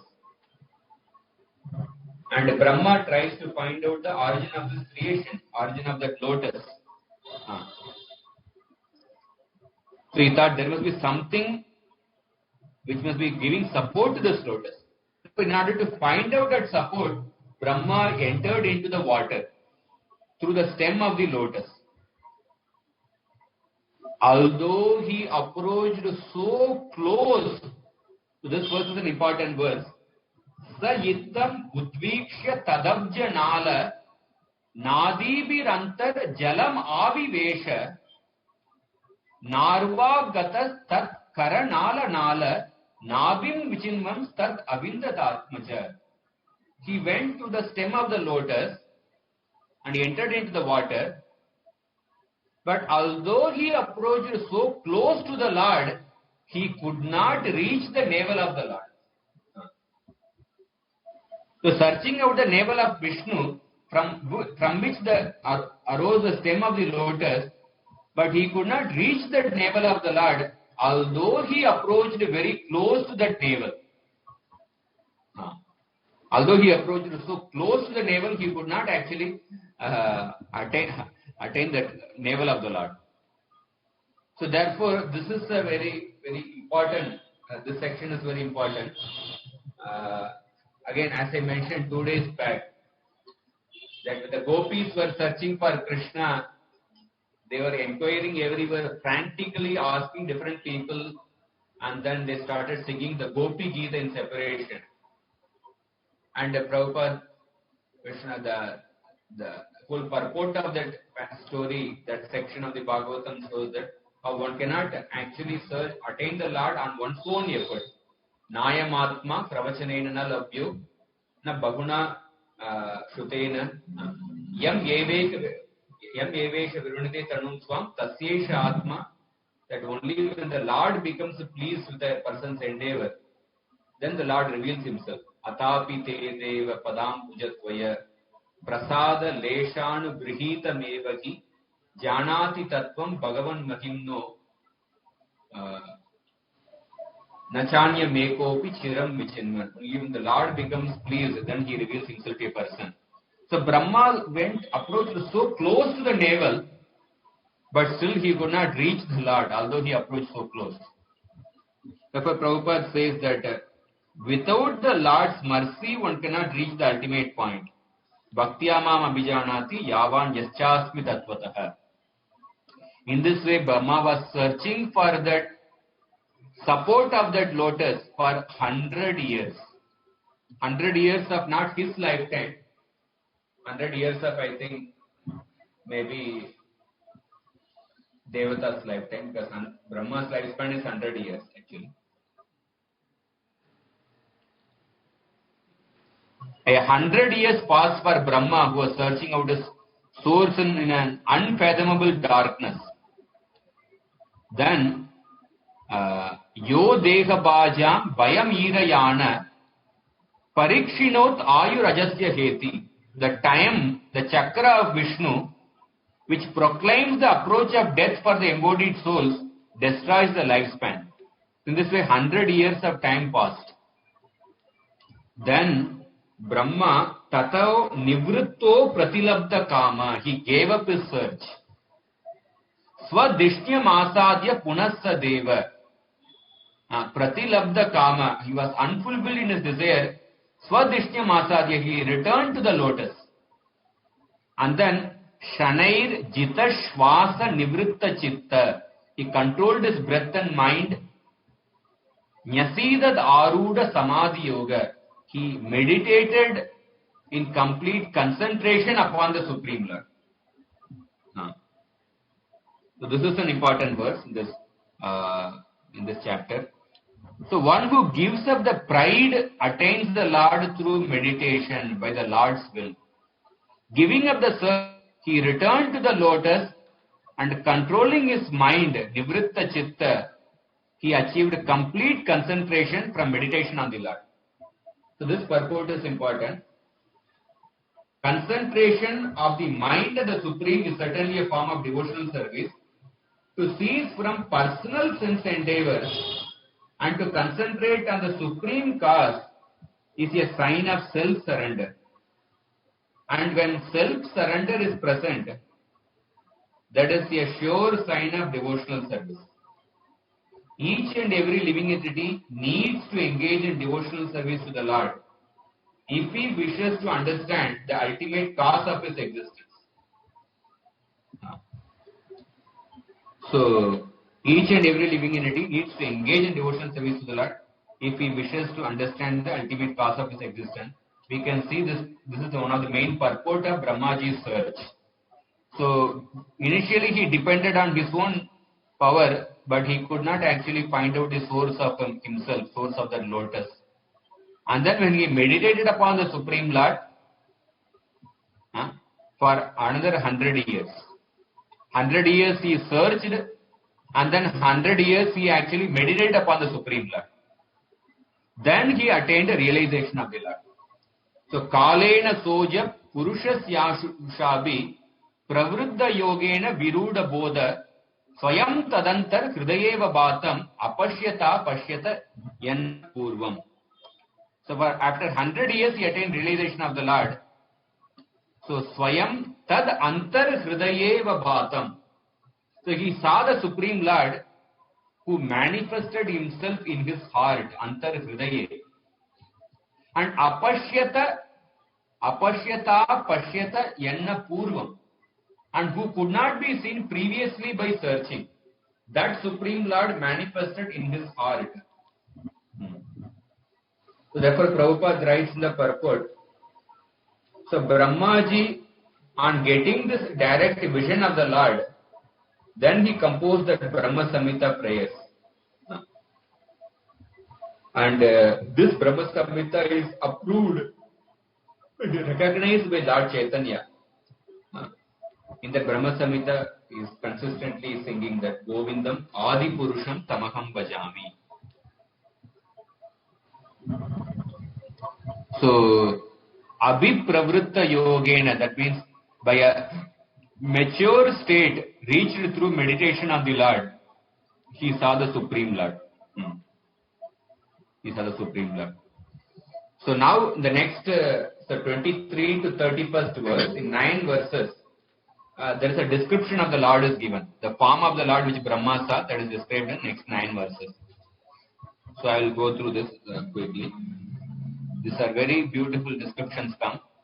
Mruna Gaura Yatashesha Bhoga Paryanka Yekam Purusham Shayanam Fanata Patra Yutamurda Ratna Jubir Katadvanta Yuganta Toye.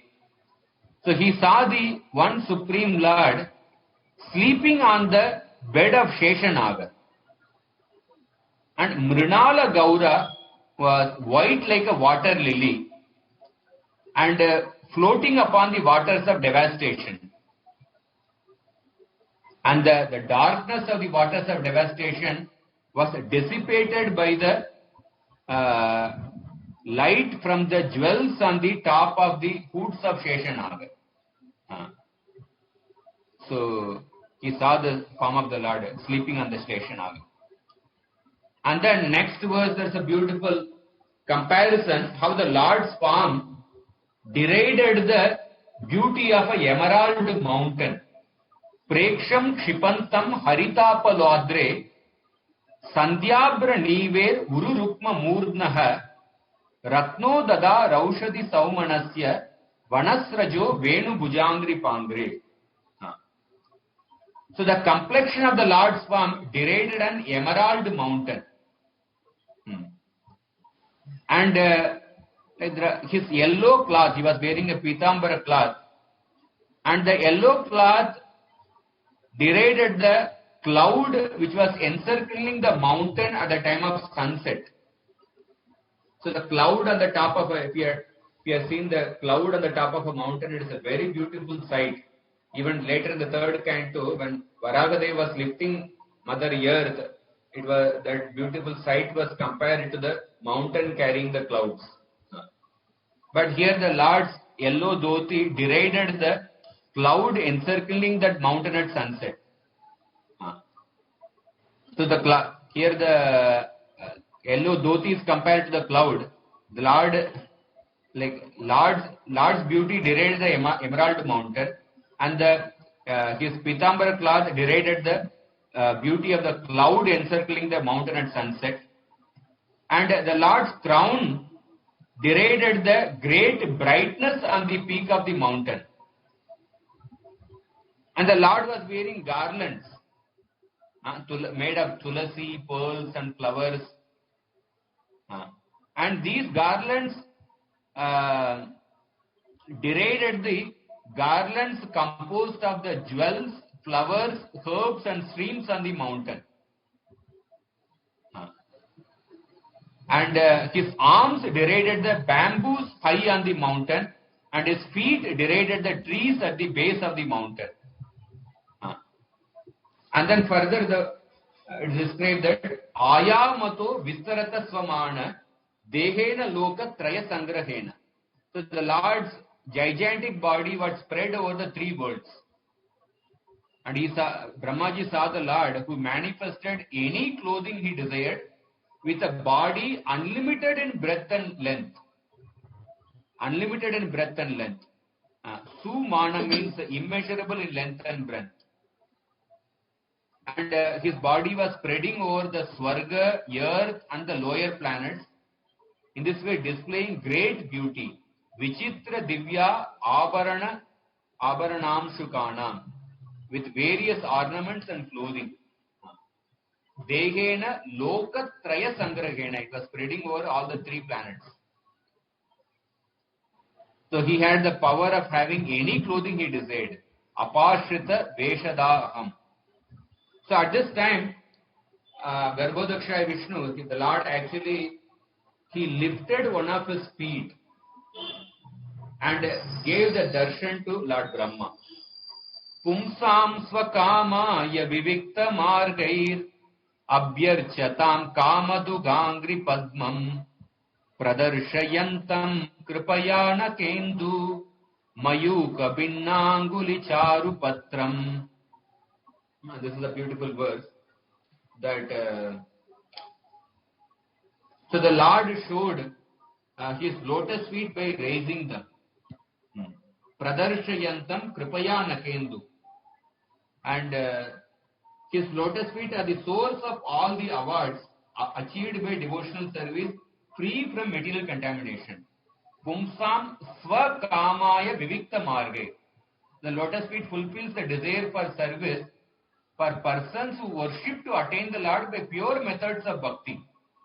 So lotus feet is Kama Dugangri Padma, and the Nakendu the toes of those lotus feet were blossoming in the moon rays of his toenails, whose toes were like beautiful petals blossoming in the moon rays of his toenails. The splendor of the transcendental rays from his moon-like toenails and fingernails appeared like the petals of a flower. So the Lord raising his lotus feet, that shows actually the Lord's reciprocation with the devotee's devotional service. So Brahmaji saw the lotus feet which were fulfilling the desires of those who worship on special paths.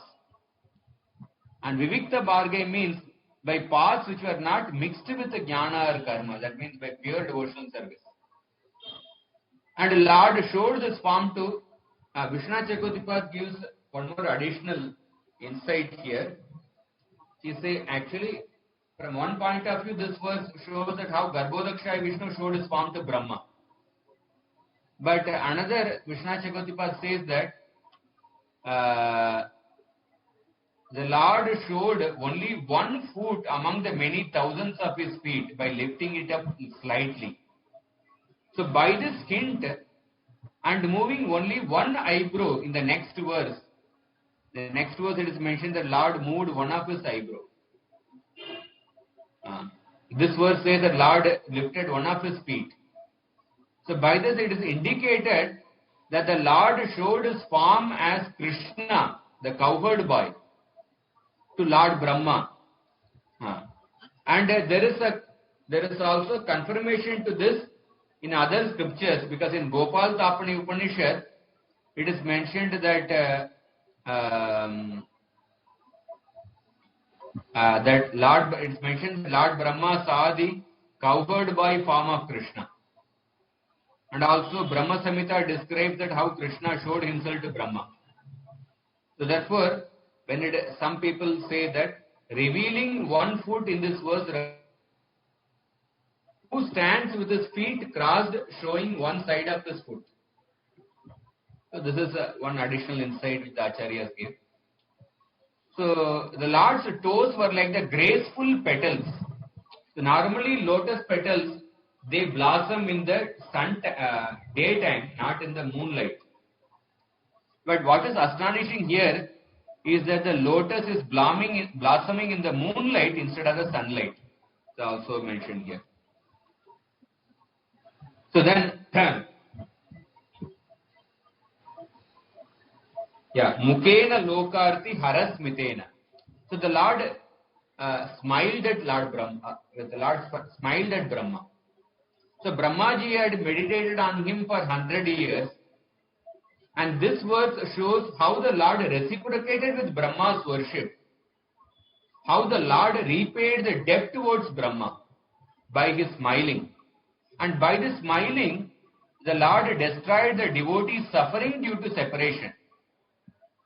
And he had a very graceful smile ornamented with bright earrings and red lips. And he was so graceful, like he moved his attractive eyebrow. So this verse, Prabhupada explains that devotional service to the Lord is very much obliging to the Lord. And because the devotees do not ask anything from the Supreme Lord, the Lord becomes very much obliged to the devotees. And therefore, the Lord becomes a kind of indebted to the devotees. And the Lord acknowledges the devotees' pure devotional service by his smiling.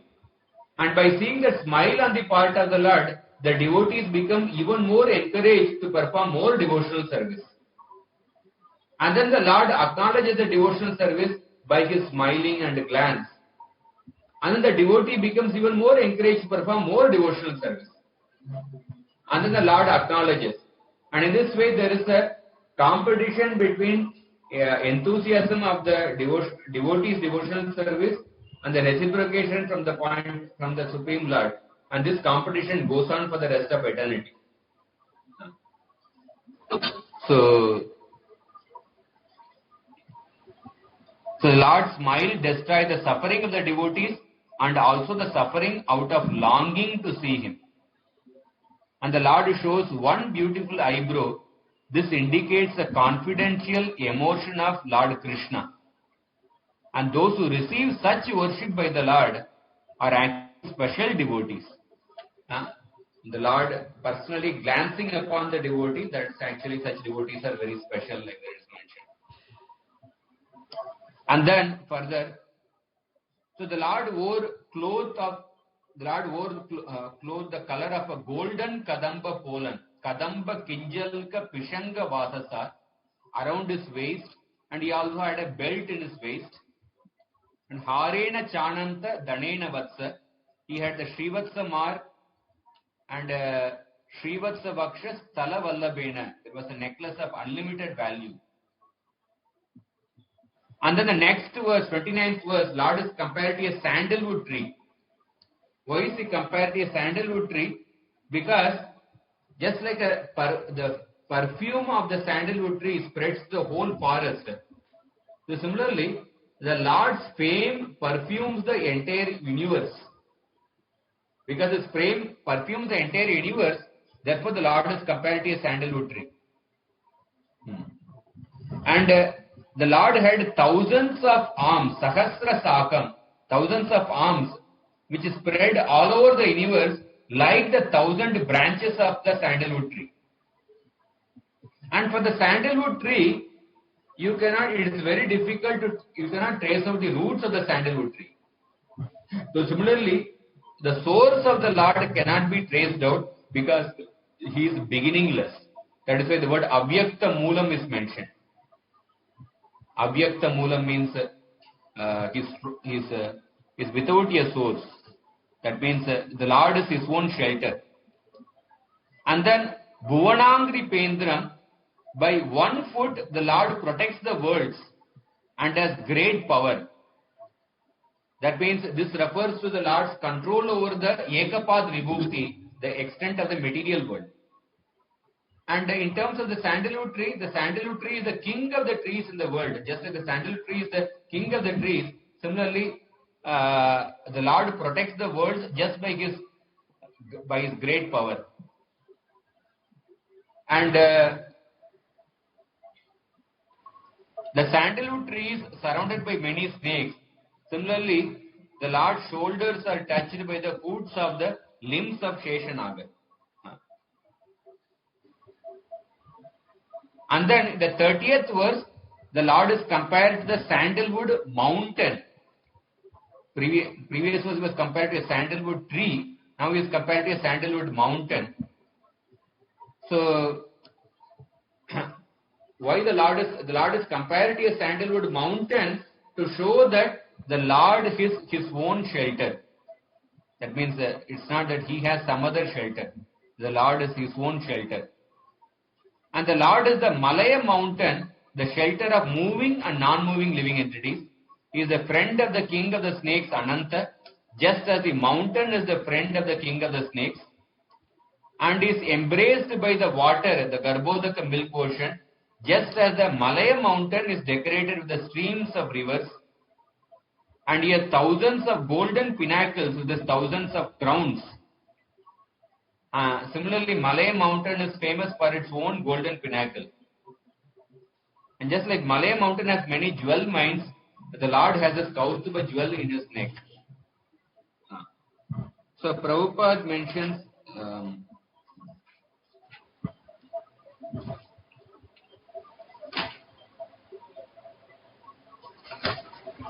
there's no purport to this. There's one purport. One purport in 25th verse purport, Prabhupada says, the beauty of the material nature is due to his personal beauty, yet he is always magnificently dressed and ornamented to prove his transcendental variegatedness, which is so important in the advancement of spiritual knowledge. Something nice purport. And then just wind up the remaining verses. So the 31st verse, it is said, the Brahmaji saw the Lord endowed with a garland made of his own glory, who was surrounded by the Vedas, singing his glories like the bees. and who was not understood by the devatas of the sun, moon, air or fire.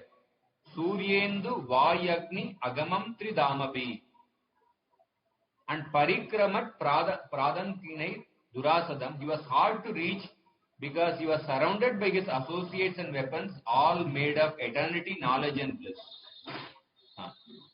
The Lord is hard to attain because of being surrounded by his associates like Jay and Vijay, who have bodies made of Sat Chit Ananda, Tridama Bihi. So at this time, Brahma had the desire to create variety in the universe. Tarihi eva tannabi saras sarojam atmanam amba shvasanam vyacha dadarsha devo jagato vidata nata param loka visarga drishtihi. So, desiring to create variety in the universe, Brahma saw nothing except the lotus coming from the water in the Vishnu's navel.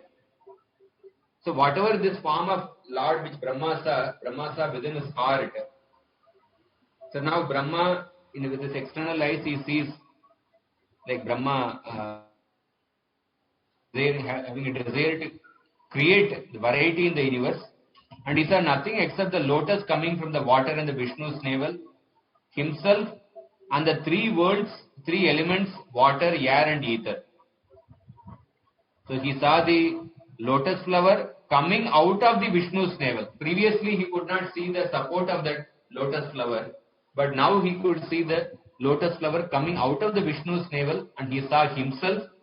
Previously he did not understand himself, he did not understand what is that lotus, what is the support of the lotus.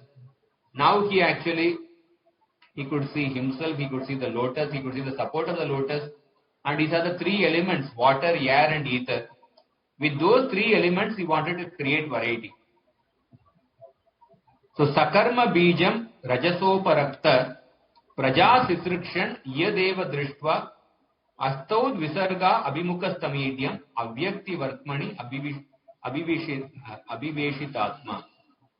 So, Rajasoparakta, influenced by Rajoguna and intent on creating and desiring to create offspring, Praja Sisrikshan, Brahma glanced at the lotus and the elements as the ingredients of creation, and then again he concentrated his mind upon the Supreme Lord, and then he began to praise the Supreme Lord who is worthy of worship. And we will see the profound prayers of Brahmaji. Somebody will take the next section that it will be discussed, 9th chapter. So in this chapter, some of the main points which we saw was that Maitreya Rishi's profound glorification of Vidura, how he glorified Vidura in the beginning. And then we discussed the Bhagavatam Parampara, Sankarshan to Sanat Kumara to Samkhya Rishi to Parashara to Maitreya, and also the qualification how Parashara became the speaker of the Bhagavatam when he gave up the envy towards the demons. We discussed that. And then we discussed the birth of actually Brahma. The birth of Brahma, we discussed how Brahma put his great effort he came very close to the navel of the Lord, but still he could not attain the Lord, although he was searching for 100 years. And then when he meditated upon the Lord for 100 years, then he got darshan of the Lord, and the profound description of the beauty of the Supreme Lord, which is these verses are worthy to meditate upon, to think upon. So I will stop here. If anybody has any questions.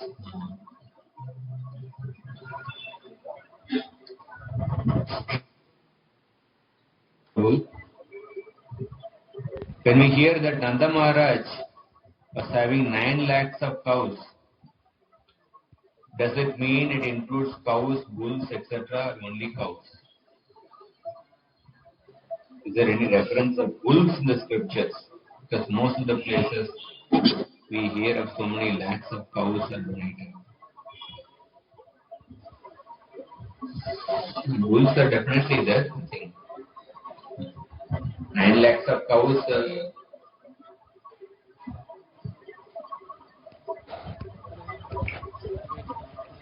He might have given bulls also as donation. Sometimes that is like certain things cannot be taken just literally. Take a 9 lakh cows, that's all right, but whatever he gives, so many cows in charity cows might also have been given because bulls are required to procreate actually, and bulls are required for agriculture. So previously bulls were employed in agriculture, so definitely bulls are definitely there. And since of the scripture, bulls definitely naturally procreate the cows and for using in the agriculture. Hare Krishna, Prabhuji. Anybody else has any other points? Hare Krishna, Prabhuji. Can you hear me? Hare Krishna. Prabhuji, in chapter 8, text number 6, over here, they said a profusion of such selected words comes from a devotee who is fully absorbed in affection and love for devotional service of the Lord. There are many instances in which even a small boy who was a great devotee of the Lord could offer excellent praise in the choicest words for glorification of the pastimes of the Lord. So, when actually we are offering... Thank you very much for your patient attention for all these 8 days. And Hare Krishna. thank you for giving this opportunity to share Srimad Bhagavatam. She's asking question, na? In the course of the classes, if I had said something inappropriate, definitely it has spoken something beyond the realization. But if I had spoken something, anything which was inappropriate, afflicting, beg forgiveness.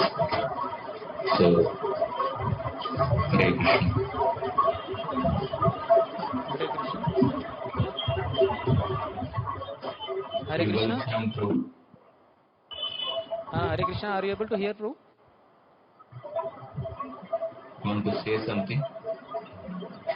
Are you able to hear, Prabhu?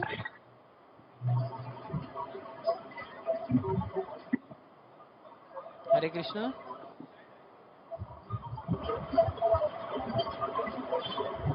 I am not able to hear anything. Hare Krishna. Hare Krishna. No, I am not able to hear.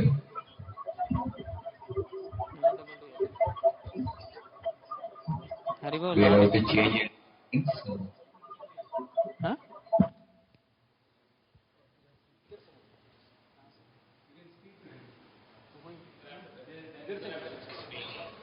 Hare Krishna. Hare Krishna. Radhika Vallabha Prabhu, are you able to hear?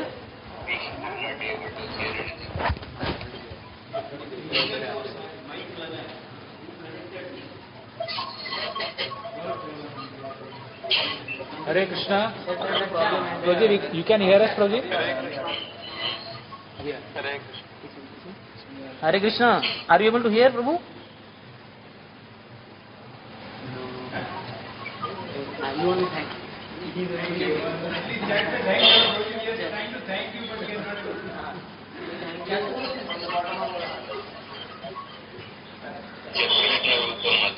I'm not able to hear. Mataji speaking something. To change any setting.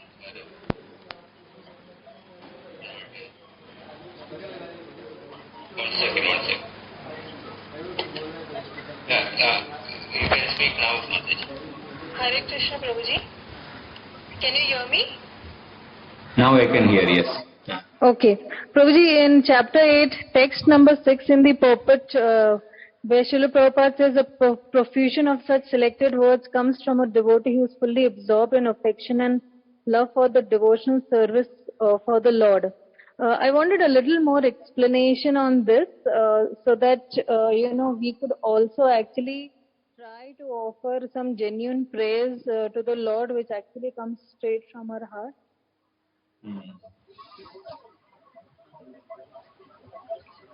offering prayers, one is that repeating the prayers of the recognized devotees that are there in the scriptures. That is one kind of prayer. Another is offering a personal prayer. The 64 items of bhakti, there are two kinds of prayers are mentioned. Repeating the notable prayers, then offering one's own personal prayers. So when we offer our personal prayers, we first glorify the Lord. We can show our gratitude to whatever Lord has done in our life. And then we can express our fallen condition, and then we can express our desires. We can express our spiritual desires. And if you have material desires or difficulties, if it is something overwhelming us, you may express that with an addition that if you so desire. You may fulfill this if you so desire. So in that way, one can honestly express himself.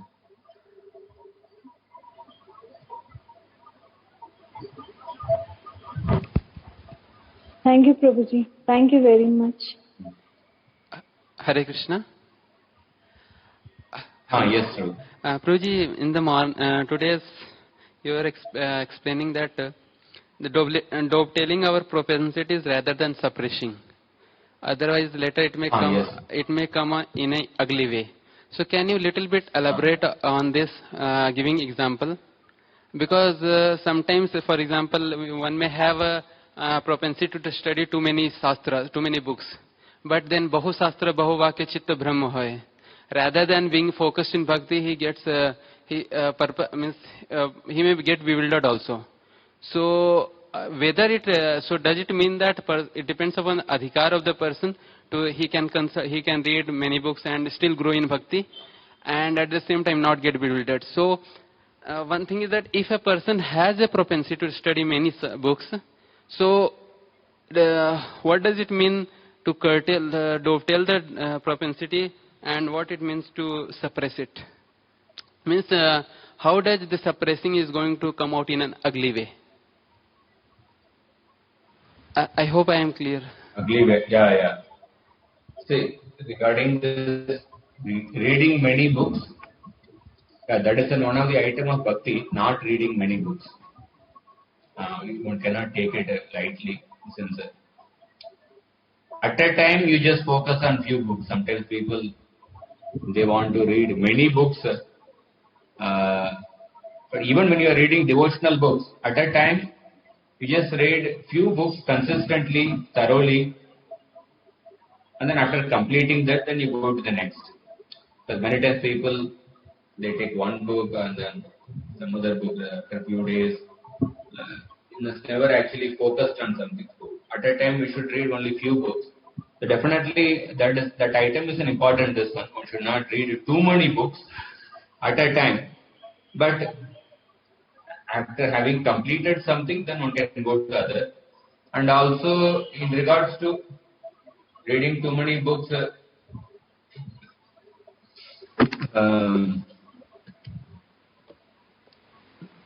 apart from the devotional books, so Vaishnava literature, reading other books.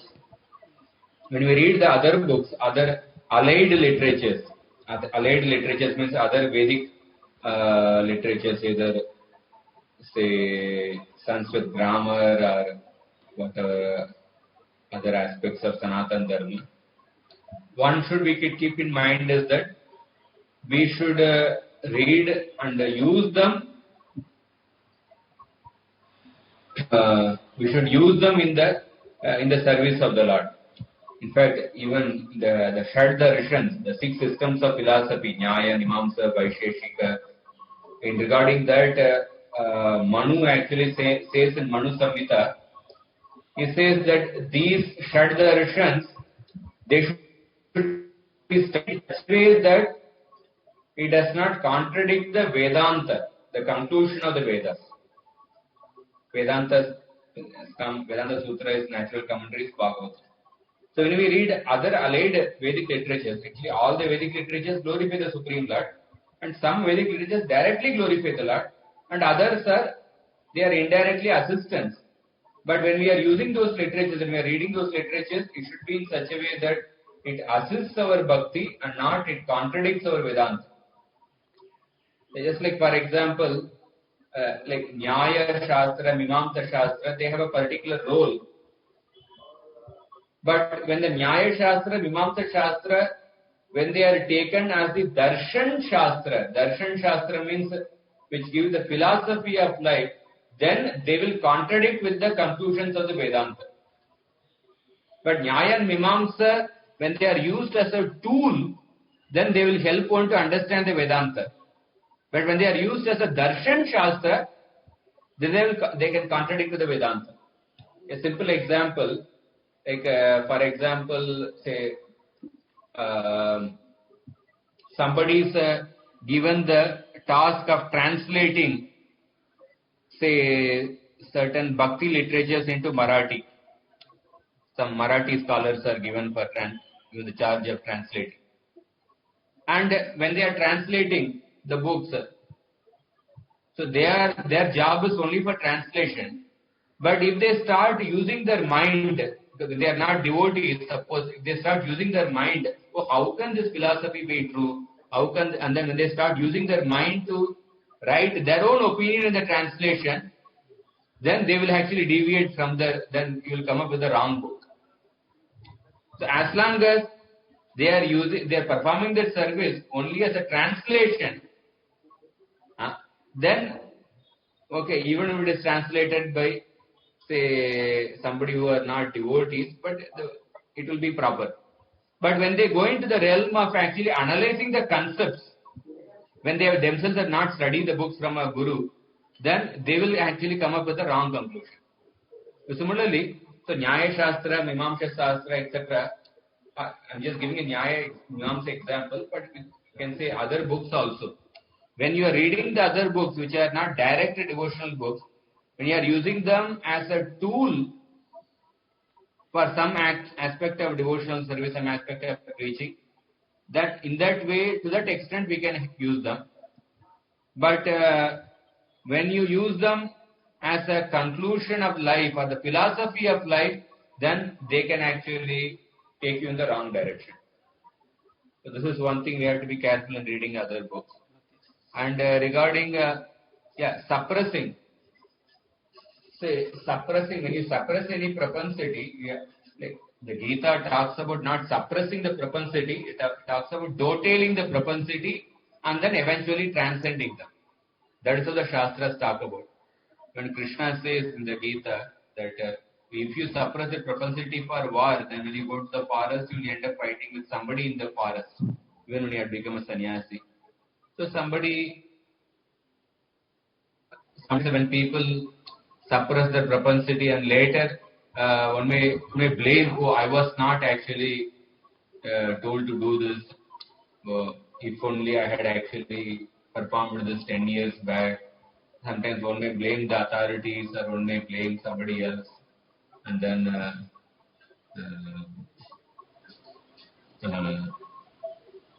sometimes, like instead of, if you suppose, for example, with respect to studying, if a person had taken up studying at an earlier age, it would have been easier. Later age, it would be a little more difficult. So in that sense, some practical difficulties may come. So it may not all the time come in a very ugly way, but sometimes the practical difficulties and the propensities which are suppressed when they come at a later time. Yes. Thank you very much, Prabhuji. Prabhuji, today another very important subject which you explained very nicely was that need to approach a spiritual master and not just depending upon the books. So I am very thankful to you for explaining this in such a great detail. So now the question is that practically we have a spiritual master, a Diksha Guru, but we are not directly in his presence. We hear his Vani and we take instructions from.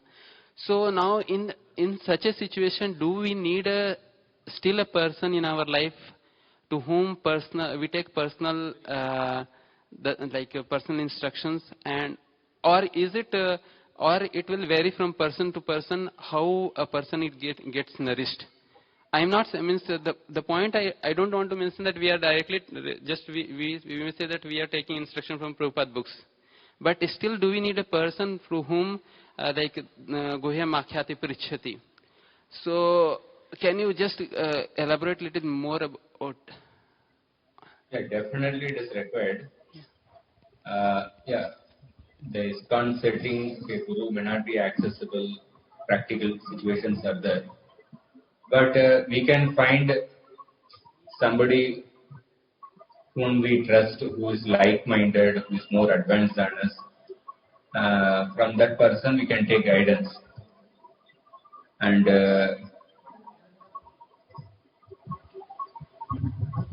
yeah, what I was thinking.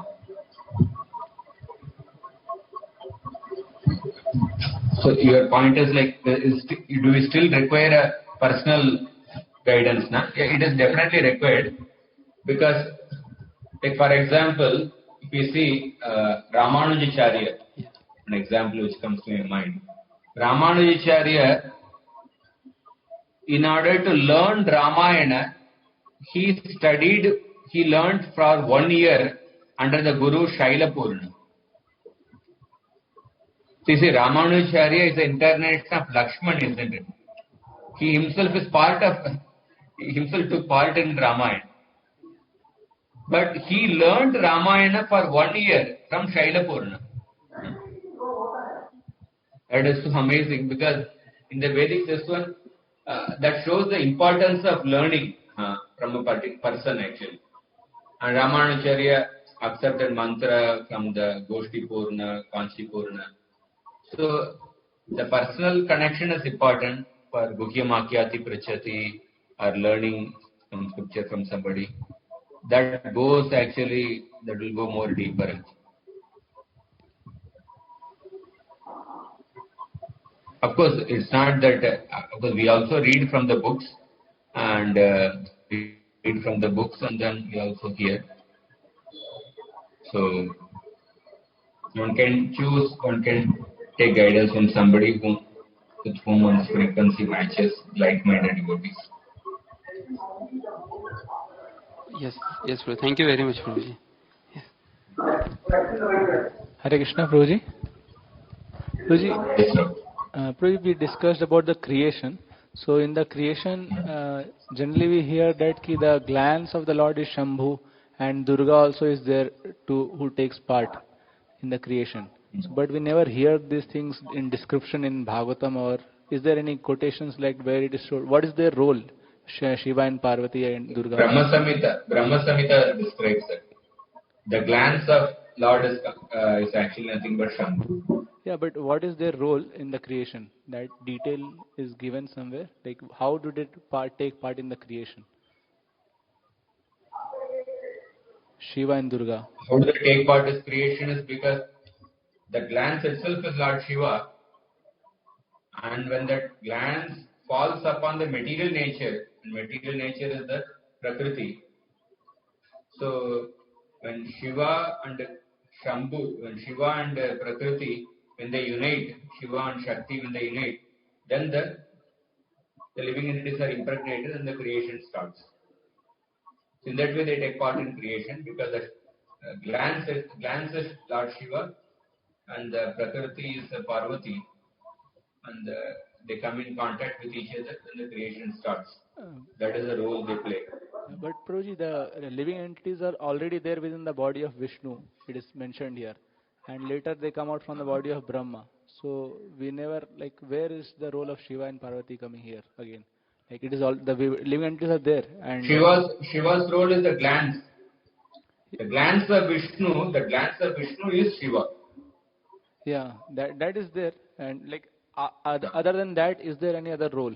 Only this glance and this. Other than that, there is no role. Other than that, Shiva's role is at the time of annihilation. Okay, and it is also said that he is called Bhutanath, or in one sense, he's the Shiva and Parvati are considered like father and mother of all living entities, because they are the father and mother of the material bodies. They give the material body comes from the material nature. So in that sense, she is considered mother, and father is obviously Shiva because they both take part. And for the soul, ultimately Krishna is there. Aham bij pradapita. For the soul, Krishna is there. So that is also there, no? Come again. Like Father and mother. What did? So Shiva and Parvati are considered to be like father of mother of all living entities, Bhutnath, because they provide the material bodies. And the soul is obviously Mama Vamshu Jeev Loke, that is part and parcel of Krishna. So this understanding is correct? Yeah, we can say that. And also, Devatas glorify Lord Shiva in this way. 8 Canto.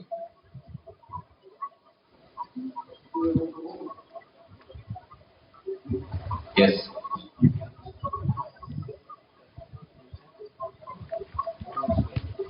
Very good. Hare Krishna Prabhuji, on behalf of all the devotees, Yes. on behalf of all the devotees who have attended, we want to thank you from core of our heart. You have very nicely and very in great depth you have explained the subject matter, and very painstakingly you have answered the questions of all the devotees. So we'd like to thank you from the core of our hearts, and we'd like to have your association again and again in further session. So thank you very much for. Thank you. So I want to thank all of you for your for this coming for all these 8 days to hear Srimad Bhagavatam and giving me this opportunity to render some small service. Thank you very much. Hare Krishna. Hare Krishna. Hare Krishna. Grantara Srimad Bhagavatam ki jai, Srila Prabhupada ki jai. Any other announcements to be made? No, Prabhuji. Okay. Thank you very much. Hare Krishna. Vancha kalpatarubhyascha kripa sindhubhyeva patitanam pavanebhyo vaishnavebhyo namo namaः. Hare Krishna.